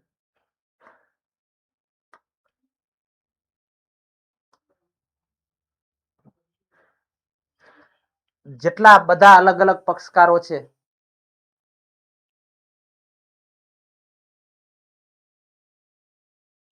ભૂમિકાબેન, મેં તમને એના માટે એક દિવસનો ટાઈમ રાખ્યો છે. કદાચ ટાસ્ક વાળી ટેસ્ટ આજે ના આવે તો ચિંતા ન કરો. બરાબર ને? કાલે તમને બધું સમજાવી દેશે એ બાબતે ક્યાં છે. ને કાં તમારે એવું લાગે તો એક વખત છે ને, યસ, કઈ વાંધો નહીં. તમે બધા બેચ નવી જ લીધી છે, બધા નવા જ છે, હજી કોઈના ટાસ્ક ચાલુ નથી થયા, ચિંતા ના કરો. કાલે તમને સમજાવી દઈશ. હિસાબી પદ્ધતિનો ઉપયોગ કોણ કરે? દરેક પક્ષકારને હિસાબી પદ્ધતિ છે એ ઉપયોગી થાય. જે ધંધા સાથે જોડાયેલા હોય, જેનું હિત ધંધા સાથે જોડાયેલું હોય એવો, એના માલિકોથી લઈ એના એમ્પ્લોયી, એના દેવાદારો, એના લેણદારો, દરેકે દરેક હિસાબો જે સંભવિત ગ્રાહકો હોય કે રોકાણકારો હોય કે વિદેશી રોકાણકારો, બધા પક્ષકારોને ઉપયોગી થાય. કયા પક્ષકારોને ઉપયોગી થશે જુઓ તો સંચાલકોને ઉપયોગી થાય. બરાબર, કયા? ખાલી પક્ષકારોનું નામ જાણી લો તમે, ડીપની અંદર જવાની જરૂર નથી. શેર હોલ્ડર્સને ઉપયોગી થાય. હિસાબી પદ્ધતિ છે, શેર હોલ્ડરો એનો અભ્યાસ કરે હિસાબોનો, પછી એમાં રોકાણ કરવું કે નહીં એ અંગેનું ડિસિઝન લે શેર હોલ્ડરો માટે. પછી સંભવિત શેર હોલ્ડરો, જે અલગ અલગ જગ્યાએ જે શેર હોલ્ડરો છે એના પૈસા રોકાયેલા છે એટલે જોશે આ હજુ બન્યા નથી પણ ભવિષ્યમાં બને એના માટે છે ને એનો અભ્યાસ કરશે. લેણદારો છે એ પણ એનો ઉપયોગ કરશે. લેણદારો જોશે કે આપણા નાણાં છે આ ધંધાની અંદર યોગ્ય છે ને, સેફ છે ને, એટલા માટે લેણદારો પણ અભ્યાસ પૂરો કરશે. એના આધારે નિર્ણય લેશે કે ભવિષ્યમાં એને માલ આપવો કે નહીં ઉધારમાં, તો એનો નિર્ણય લે હિસાબોના આધારે. પછી હિસાબો છે એ કર્મચારીઓ માટે, કર્મચારીઓને પણ એવું ફીલ થવું જોઈએ કે હું જે સંસ્થાની અંદર કામ કરી રહ્યો છું, સંસ્થા નાણાકીય પત્રકો બરાબર છે ને, અહીંયા રહેવા મારું ભવિષ્ય બગડે એવું નથી ને. જો સેફ ન લાગતું હોય, એનો પ્રોગ્રેસ જેવું ન દેખાતું હોય, બીજી કંપની શોધી લે કોઈ. તો કર્મચારીઓ માટે પણ હિસાબો જરૂરી છે. વેરા અધિકારીઓ છે એ પણ વોચ રાખે છે કે આના ચૂકવાયેલા વેરા કે અંદાજપત્ર મુજબની માહિતી મેળવે છે કે આની આવક એટલી બધી નથી ને કે ટેક્સ છુપાવતા નથી ને. ઓકે, એ 24 કલાક પછી વિધિ, 24 કલાક પછી, 24 કલાકની અંદર તમને વિડીયો મળી જશે. ગ્રાહકો, ધંધાકીય એકમના પ્રકાશિત થયેલા જે હિસાબો છે એ ગ્રાહકો માટે પણ ઉપયોગી છે. ગ્રાહકો પણ જોશે. બરાબર, વર્તમાન બજાર છે એ ગ્રાહકોનું બજાર છે, ગ્રાહકો પણ જોશે હિસાબો, કેવી કંપની છે, આપણે માલ વાપરીએ છીએ, યોગ્ય સંસ્થા છે કે શું. વિદેશી ઉદ્યોગ સાહસિકો છે, જે ફોરેન એન્ટરપ્રાઇઝર કહેવાય, કે જે એન્ટરપ્રિન્યોર કે રોકાણ કરવા માટે જે બીજા દેશની અંદર છે, ક્યાંક ઓપોર્ચ્યુનિટી દેખાતી હોય તો એ ધંધાની અંદર રોકાણ કરવું કે નહીં, એવા વિદેશી સાહસિકો છે એ પણ હિસાબ રાખે. ઘણા બધા પક્ષકારો છે એ વોચ રાખે.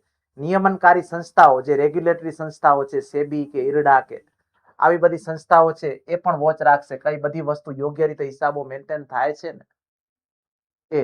તો એ માર્ગદર્શિકા બનાવવા માટે, સંસ્થાઓ નિયમન માર્ગદર્શિકાઓ બનાવવા માટે આ. પછી વ્યવસાયિક સંસ્થાઓ, જે પ્રોફેશનલ બોડીઝ છે એવી, કે સીએ સંસ્થા હોય કે કોસ્ટ એકાઉન્ટ હોય કે પછી સીએસ જેવું હોય કે ચાર્ટર્ડ સેક્રેટરી હોય કે કોસ્ટ એકાઉન્ટ હોય કે એવી બધી સંસ્થાઓ છે હિસાબી અંગે જરૂરી સૂચનો છે એ કરે છે. આ બધી સંસ્થાઓ છે હિસાબી પ્રક્રિયા ઉપર વોચ રાખતી હોય છે. બરાબર ને? સંશોધકો અને વિશ્લેષકો, જે એનાલિસિસ કરવા વાળા ઘણા માર્કેટની અંદર બેઠા છે, પછી રજૂઆત કરતા હોય અલગ અલગ કઈ ખાસિયતો અને નિયમ લઈ આવે, એ બધા સંશોધકો અને વિશ્લેષકો કહેવાય. પોતાના મટીરિયલ્સ તૈયાર કરતા હોય એના ઉપરથી, તો કંપની નફા એનો અભ્યાસ કરતા હોય, તો એના માટે પણ હિસાબો છે એ અગત્યના છે. અને સરકાર માટે પણ હિસાબો છે એ અગત્યના છે. સરકાર પણ આવી બધી કંપની કે સંસ્થા હોય એના હિસાબો છે એનો એકત્રીકરણ કરે છે, કે માહિતી ભેગી કરે છે. ઓકે, આટલી બાબતો છે એ જરૂરી છે. હવે આપણે છે ને જેટલી ચર્ચા કરી એના પહેલા MCQ જોઈ લે ને પછી સમય હશે તો આપણે ટૂંકા પ્રશ્નો છે એ પણ આપણે ચર્ચા કરીએ. બરાબર? તો હવે તમે મને જવાબ આપજો. તમે મને જવાબ આપજો. શું જવાબ આવશે? બરાબર ને? આપણે થોડા પ્રશ્નો છે જોઈ લઈએ પેલું.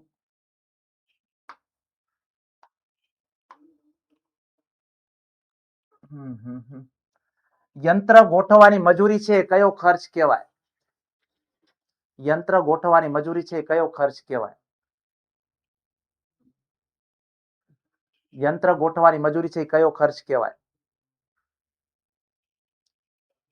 ચલો સરસ, બધાનો જવાબ છે ને ઓપ્શન સી છે. થોડું આપણે છે ને સમયને આધીન છે ને થોડા ફટાફટ જોશું, બે પ્રશ્ન વધારે જોવાઈ જાય.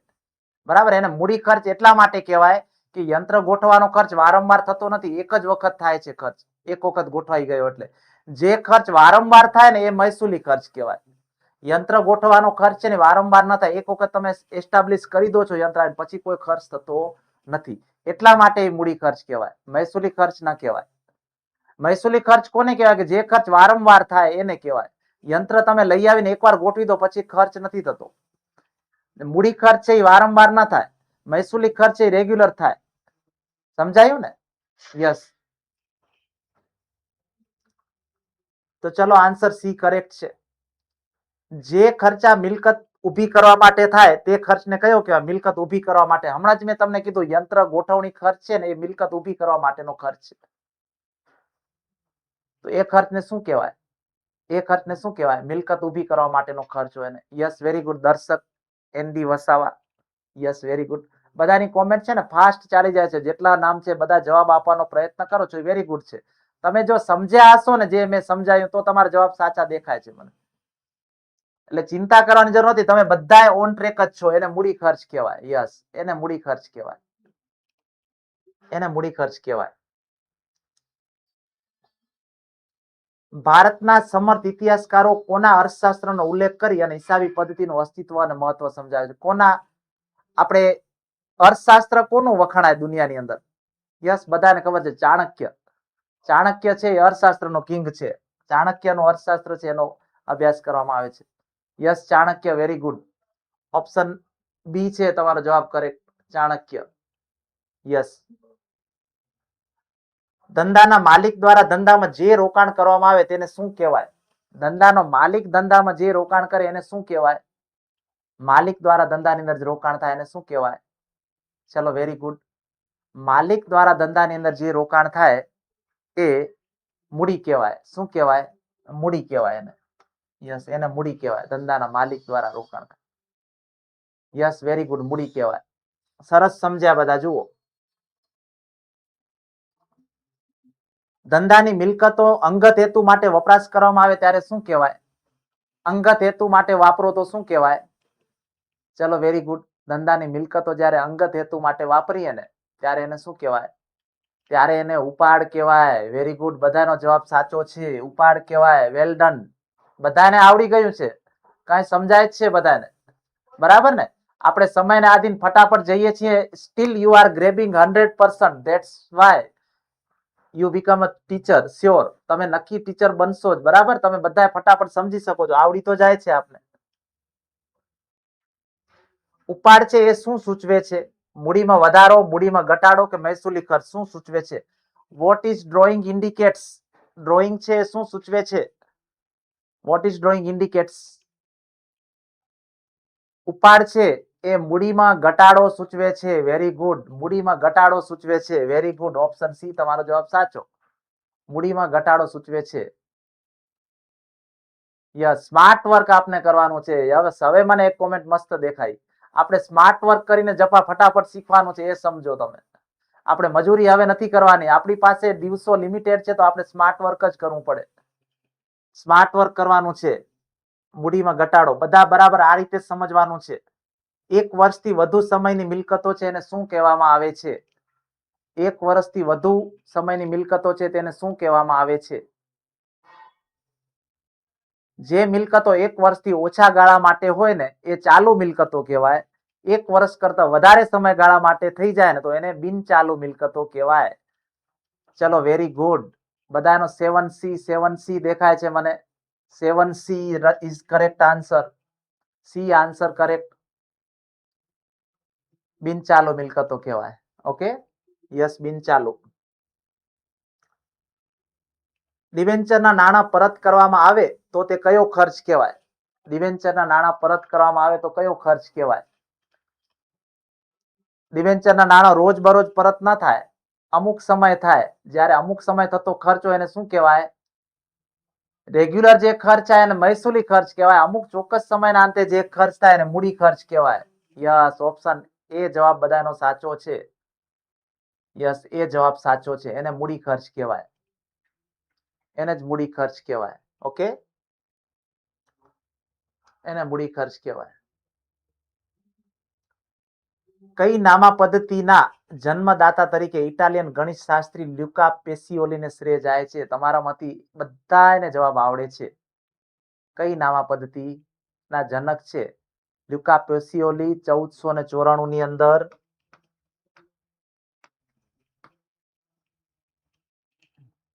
દ્વિનોધી નામા પદ્ધતિ.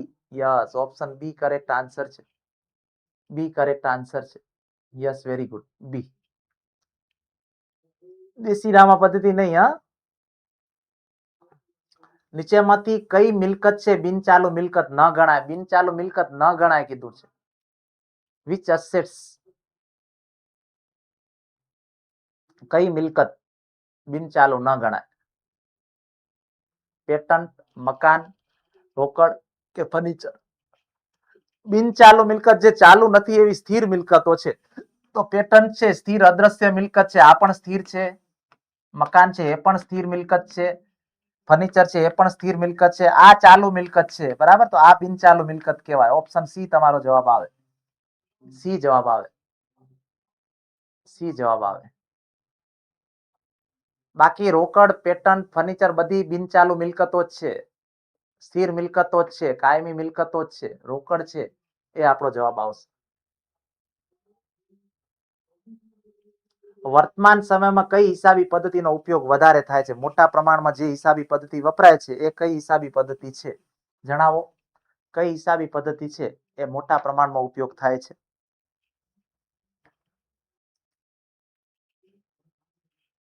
યસ, દ્વિનોધી નામા પદ્ધતિ. બધાનો જવાબ સાચો છે.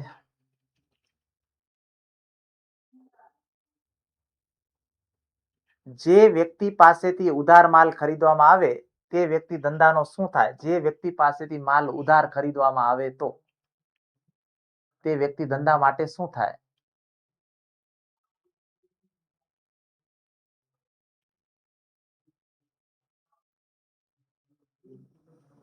યસ, તે વ્યક્તિ શું થાય ધંધા માટે? જે વ્યક્તિ પાસેથી માલ ઉધાર ખરીદવામાં આવે, ઉધાર ખરીદીએ છે તો આપણા ઉપર પૈસા માંગશે ને, તો એ ધંધા વ્યક્તિ પાસેથી માલ ઉધાર ખરીદવામાં તે વ્યક્તિ ધંધાનો શું થાય? લેણદાર થાય.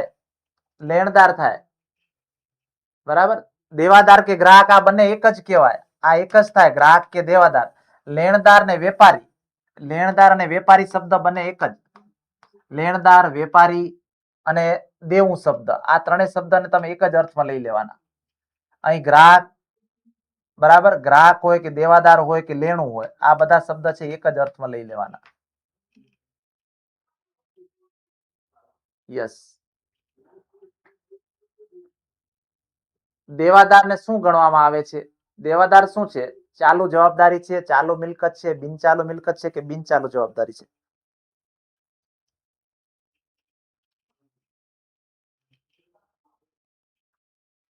યસ, દેવાદારને શું ગણવામાં આવે છે?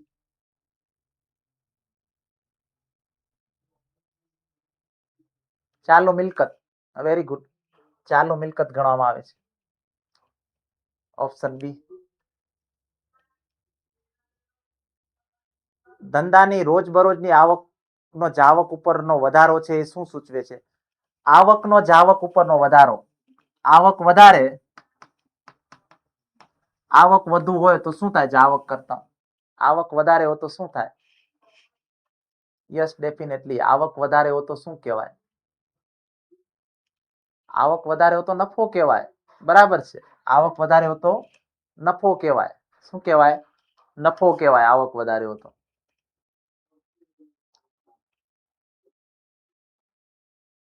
નફો કહેવાય. સામાન્ય રીતે દેવી ઊંડી છે શામાંથી ઉદ્ભવે? મેં તમને બંનેના ઉદ્ભવ સ્થાન કીધા હતા. તમને મેં કીધું હતું કે દેવાદારો હોય ને, દેવાદારો હોય ને એમાંથી લેણી ઊંડી આવે, એમાંથી લેણી ઊંડી બને. બંને મિલકત લેણા બાજુ લખાય. અને લેણદારો હોય એમાંથી દેવી ઊંડી બને. એમાંથી શું બને? દેવી ઊંડી બને. તો દેવી ઊંડી શામાંથી બને? લેણદારોમાંથી. દેવી ઊંડીનું ક્રિએશન છે લેણદારો. યસ, ઓપ્શન સી જવાબ આવે, લેણદારો. દેવી ઊંડી છે એટલે યસ, ડી આવે. Okay, yes. હિસાબી પદ્ધતિના મુખ્યત્વે કેટલા પ્રકાર પાડવામાં આવ્યા છે? હિસાબી પદ્ધતિના પ્રકારો કેટલા છે? ચલો 2, 3, 4, કેટલા? યસ, ઘણા બધા એ જવાબ આપો છો, ઘણા બધા બી જવાબ આપો છો. હિસાબી પદ્ધતિના પ્રકાર પૂછ્યા છે મેં તમને. હિસાબી પદ્ધતિના 3 પ્રકાર મુખ્યત્વે આવે. નાણાકીય હિસાબી પદ્ધતિ, પડતર હિસાબી પદ્ધતિ અને સંચાલકીય હિસાબી પદ્ધતિ. આ 3 પ્રકાર આવે. કેટલા પ્રકાર આવે? 3 પ્રકાર આવે. યાદ રાખો, આપણે ચર્ચા કરી હતી શરૂઆતમાં. નાણાકીય, પડતર અને સંચાલકીય. યસ, 3 પ્રકાર આવે. ચાલુ જવાબદારીની મુદત છે એ કેટલી હોય છે? યસ, ચાલુ જવાબદારીની મુદત કેટલી હોય? 1 વર્ષથી ઓછી હોય, 1 વર્ષથી વધુ હોય. ચાલુ જવાબદારી છે. યસ, ચાલુ જવાબદારી છે એની મુદત છે 1 વર્ષથી ઓછી હોય.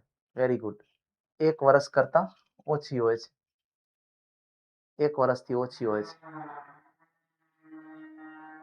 યસ, 1 વર્ષથી ઓછી હોય છે. પાઘડી છે કઈ મિલકતનું ઉદાહરણ છે? પાઘડી છે કઈ મિલકતનું ઉદાહરણ છે? વાસ્તવિક મિલકત છે, અદ્રશ્ય મિલકત છે, દ્રશ્ય મિલકત છે, ચાલુ મિલકત છે કે શું છે પાઘડી? Goodwill, what is goodwill?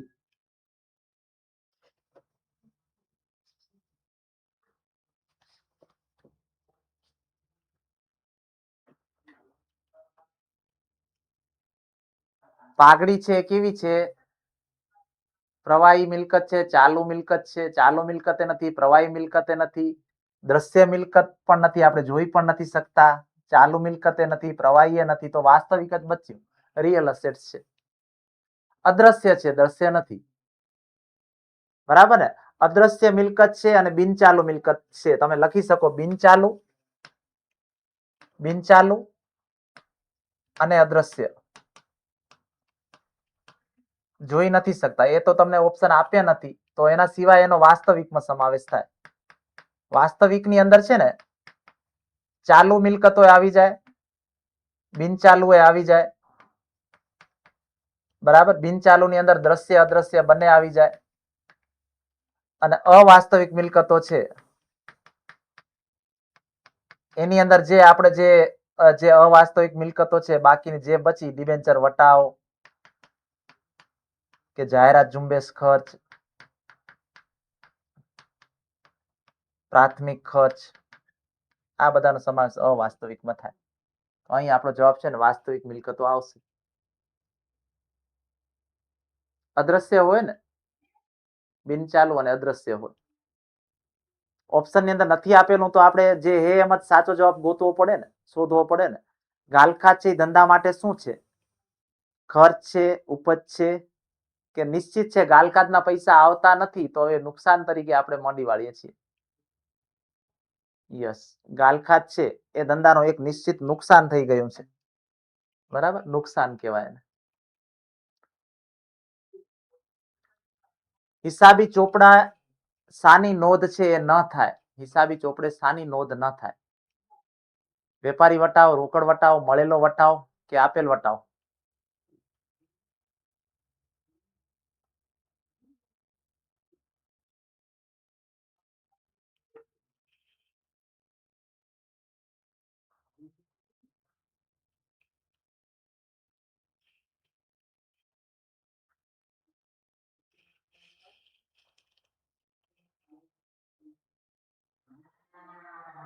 હિસાબી ચોપડે છે એ વેપારી વટાવ છે ને ફક્ત બાદ થાય, એની નોંધ ન થાય. વેપારી વટાવ છે ને એની ચોપડે નોંધ ન થાય. વેપારી વટાવ એમાઉન્ટ ખાલી બાદ થાય. યાદ રાખજો, વેપારી વટાવની ચોપડે નોંધ ન થાય, રોકડ વટાવ ન થાય. વેપારી વટાવ ઉધાર વ્યવહાર હોય કે રોકડ વ્યવહાર હોય, બંનેની અંદર બાદ થાય. વેપારી વટાવ છે એ બાદ થાય, ચોપડે નોંધ ન થાય. યસ, બાદ થાય. ઓકે,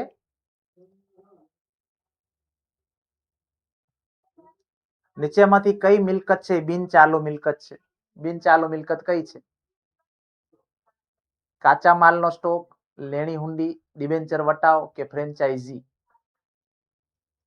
બિનચાલુ. બિનચાલુ એટલે કાયમી મિલકત થઈ. ચાલુ કાયમી મિલકત કઈ છે? Yes, very good. લેણી હુંડી છે એ ચાલુ મિલકત છે. ડિબેન્ચર વટાવ છે એ અવાસ્તવિક છે. કાચા માલનો સ્ટોક છે એ પણ ચાલુ મિલકત છે. તો બચ્યું શું? ફ્રેન્ચાઇઝી છે એ બિનચાલુ મિલકત કહેવાય. એ લાંબા ગાળા માટે હોય, એ બિનચાલુ કહેવાય. ઓપ્શન ડી આવશે. Yes, D correct answer.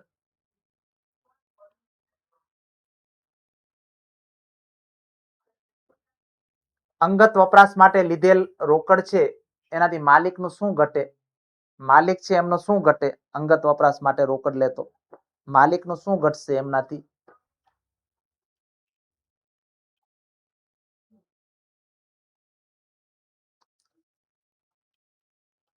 Yes, માલિક અંગત વપરાશ માટે લેશો રોકડ તો માલિકની મૂડી ઘટે. ઘટે તો મૂડી ઘટે, બીજું કાંઈ ના ઘટે. યસ, મૂડી ઘટે. મૂડી ઘટે.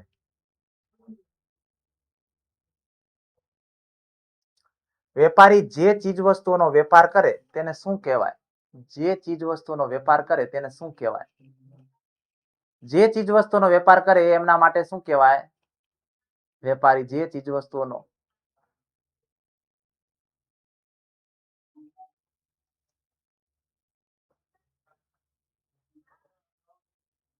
જો વેપાર કરે શબ્દ કીધો, વેપારની અંદર છે ને વેપાર શબ્દ છે ને વેપાર, એની અંદર ખરીદી ને વેચાણ બંને આવી જાય. ખરીદી કરે તો પણ વેપાર કરે ને વેચાણ કરે તો પણ વેપાર જ કહેવાય.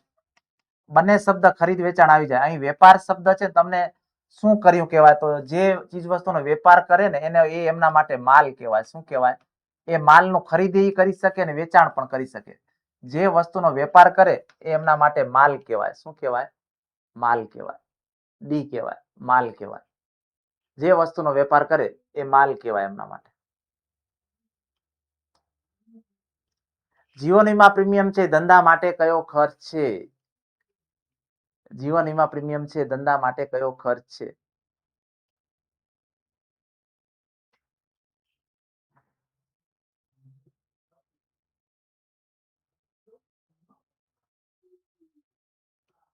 Very nice. અંગત ખર્ચ છે, ઉપાડ છે. Very good. કેવો છે? અંગત ખર્ચ છે, ઉપાડ છે. ધંધા માટે છે ને માલિકનો ઉપાડ કહેવાય. યસ, ઉપાડ કહેવાય. ક્લિયર? Yes, clear.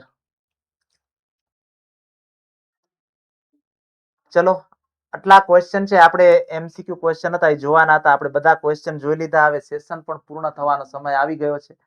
તમને પીપીટી છે ને સંપૂર્ણ મળી જશે. તમે નાના પ્રશ્નો કે એક વાક્યવાળા પ્રશ્નો આપણે આમ અલગથી જવાબ આપવાના પૂછાવાના નથી. એમસીક્યુ ફોર્મેટની અંદર પૂછાશે. છતાં પણ સમય મળે ને તો આ પીપીટી સાથે પ્રશ્ન હશે, એક વખત તમે રીડ કરી લેજો. કેટલા સાચા પડ્યા? કેટલા સાચા પડ્યા મને જણાવો તો. 21 સાચા પડ્યા, 23 સાચા પડ્યા, 3 ખોટા પડ્યા. ઈમાનદારીથી જણાવજો. આપણી ટેસ્ટ આપણે કોઈને કઈ જ નથી, ફક્ત જાણવું છે. કેટલા સાચા પડ્યા? 23 સાચા પડ્યા, 22 સાચા પડ્યા, 23, 21, 22, 23, 24. હવે તમે એવું કહો કે મને એકાઉન્ટ છે ને સર નથી સમજાતું, નથી આવડતું. અત્યારે આપણે ભણીએ છીએ તો કમ્પ્લીટ તમારું રિઝલ્ટ છે. જુઓ, બધાને સરસ સમજાઈ ગયું છે. આજનો ટોપિક બધાને સમજાઈ ગયો છે. હિસાબી પદ્ધતિ વાળો જ ખોટો, બાકી સાચા પડે. ઓકે, કઈ વાંધો નહીં, વાંચી લેજો. જો તમને જેટલું બની શકશે ને એટલું હું પીરસવાનો કોશિશ કરીશ. આપણે રોજ એક એક લેક્ચરની અંદર છે ને એક એક ટોપિક પૂર્ણ કરવાનો છે. આ સામાન્ય ટોપિક છે, આવડી જાય એવા છે. બરાબર, શરૂઆત કરી. આજે તમને બંને સેશન ગમ્યા ને સર? તમને બંને ગમ્યા ને લેક્ચર? મેથડ તમને સમજાવવામાં આવશે અલગથી, ચિંતા ના કરો. તમને બંને સેશન ગમ્યા ને, બીએન અને બસ હું તમને જે સમજાવીશ ને બધું તમે શીખતા જાઓ એટલું આપણા માટે ઇનફ છે. થોડો 1-2 દિવસ કમો બધું બેચની અંદર રેગ્યુલર થઈ જશે. બંને લેક્ચરની અંદર મજા આવી, બહુ જ મજા આવી ગઈ, સરસ સમજાઈ ગયું, પરફેક્ટ મજા આવી સર. બસ આ રીતે તમને છે ને સમજાઈ જશે. આપણે થોડું છે ને જલ્પાબેન ફાસ્ટ જ રહેશે, તમે સમજવા માટે થોડા તૈયાર જ. હું ધીરે ધીરે સમજાવીશ તો આપણું પૂરું નહીં થાય. તમને એકદમ મજા આવશે. 1-2 દિવસની અંદર છે ને તમે એકદમ હેબિચ્યુએટ થઈ જશો. તમે જોજો તમને એવું લાગશે કે ના હવે આપણે કાંઈ વાંધો નહીં આવે, આપણે આરામથી પ્રિલિમ ક્રેક કરી લેશું. પછી મેઇન્સ ની અંદર આવશું ત્યારે મેઇન્સ ની ચર્ચા કરશું. મને પણ ફાસ્ટ બોલવાની ફાસ્ટ સમજાવવાની છે ને મજા નથી આવતી, પણ મારી મજબૂરી છે એટલું સમજો. તમને ફટાફટ સમજવું છે. મારા પણ આ જલાઈ જાય છે, સતત બકબક કરું છું ને આ જલાઈ જાય છે. 4 કલાક થયા. તમારો કોન્ફિડન્સ છે એ હાઈ લેવલનો થઈ જશે.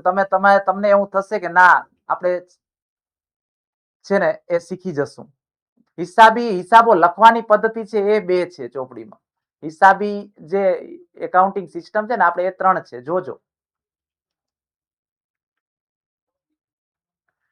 અને તમને ફાસ્ટ લાગે તો ફરીથી રેકોર્ડેડ ની અંદર જોઈ લેજો. તમને વિડીયો મળશે કંઈક એવું હોય તો. બસ બધું સમજાઈ જાય છે. બસ ડિમોટિવ થઈ ગયો તો હવે એવું લાગે છે કે વધી ગયું. તમે પાસ થઈ જ જશો. તમે બહુ મસ્ત સમજાવો છો સર. યસ, આપણે બધા ટોપિક છે ને આ રીતે જ સમજશું, તમને સમજાવવાના જ છે. જો કે છે કે 2023માં સર તમે મળ્યા હોત તો આજે હું ગવર્મેન્ટ જોબ કરતો હોત.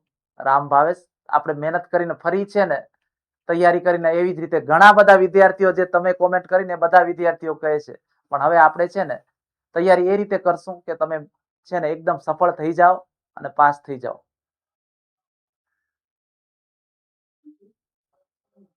આધારો છે રોકડના ધોરણે હિસાબ જે એ છે ને એ 3 આધારો આવે અને પદ્ધતિ છે એ 2 છે. એકાઉન્ટ નો બિલકુલ ડર ના રાખો. તમે એકાઉન્ટ છે ને એકદમ તમારું સરસ થઈ જશે. રોજ એક ચેપ્ટર તમારી બુક ની અંદર છે થિયરીમાં એડ થતું જશે. તમે જુઓ એ રોજ એક ચેપ્ટર છે એડ થતું જશે.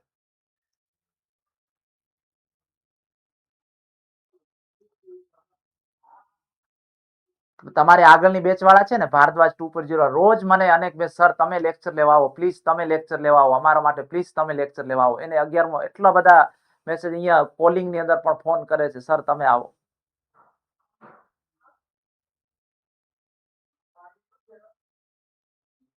હવે 11 હા જ્ઞાન સહાયકમાં જોબ છે. ઓકે, ફરીથી હવે આપણે છે ને 11-12 ની અંદર ટીચર બનવું એ ગૌરવશાળી સપનું હોય અને સૌથી ઉપરનું સરસ રીતે, બરાબર ને, એ અચીવ કરવાનું છે. ચલો હવે આપણે સેશન છે ને પૂર્ણ કરવાનો સમય થઈ ગયો છે. તો આપણે આવતીકાલે મળશું. આવતીકાલે બંનેના પ્રકરણ 2 સાથે બીજા પ્રકરણ સાથે મળશું. બીજા પ્રકરણની ચર્ચા કરશું. ઓકે, બંને પ્રકરણ બીજું આપણે સમજશું. આવતીકાલે આપણે મળીએ. ત્યાં સુધી બધાને bye bye. Thank you very much.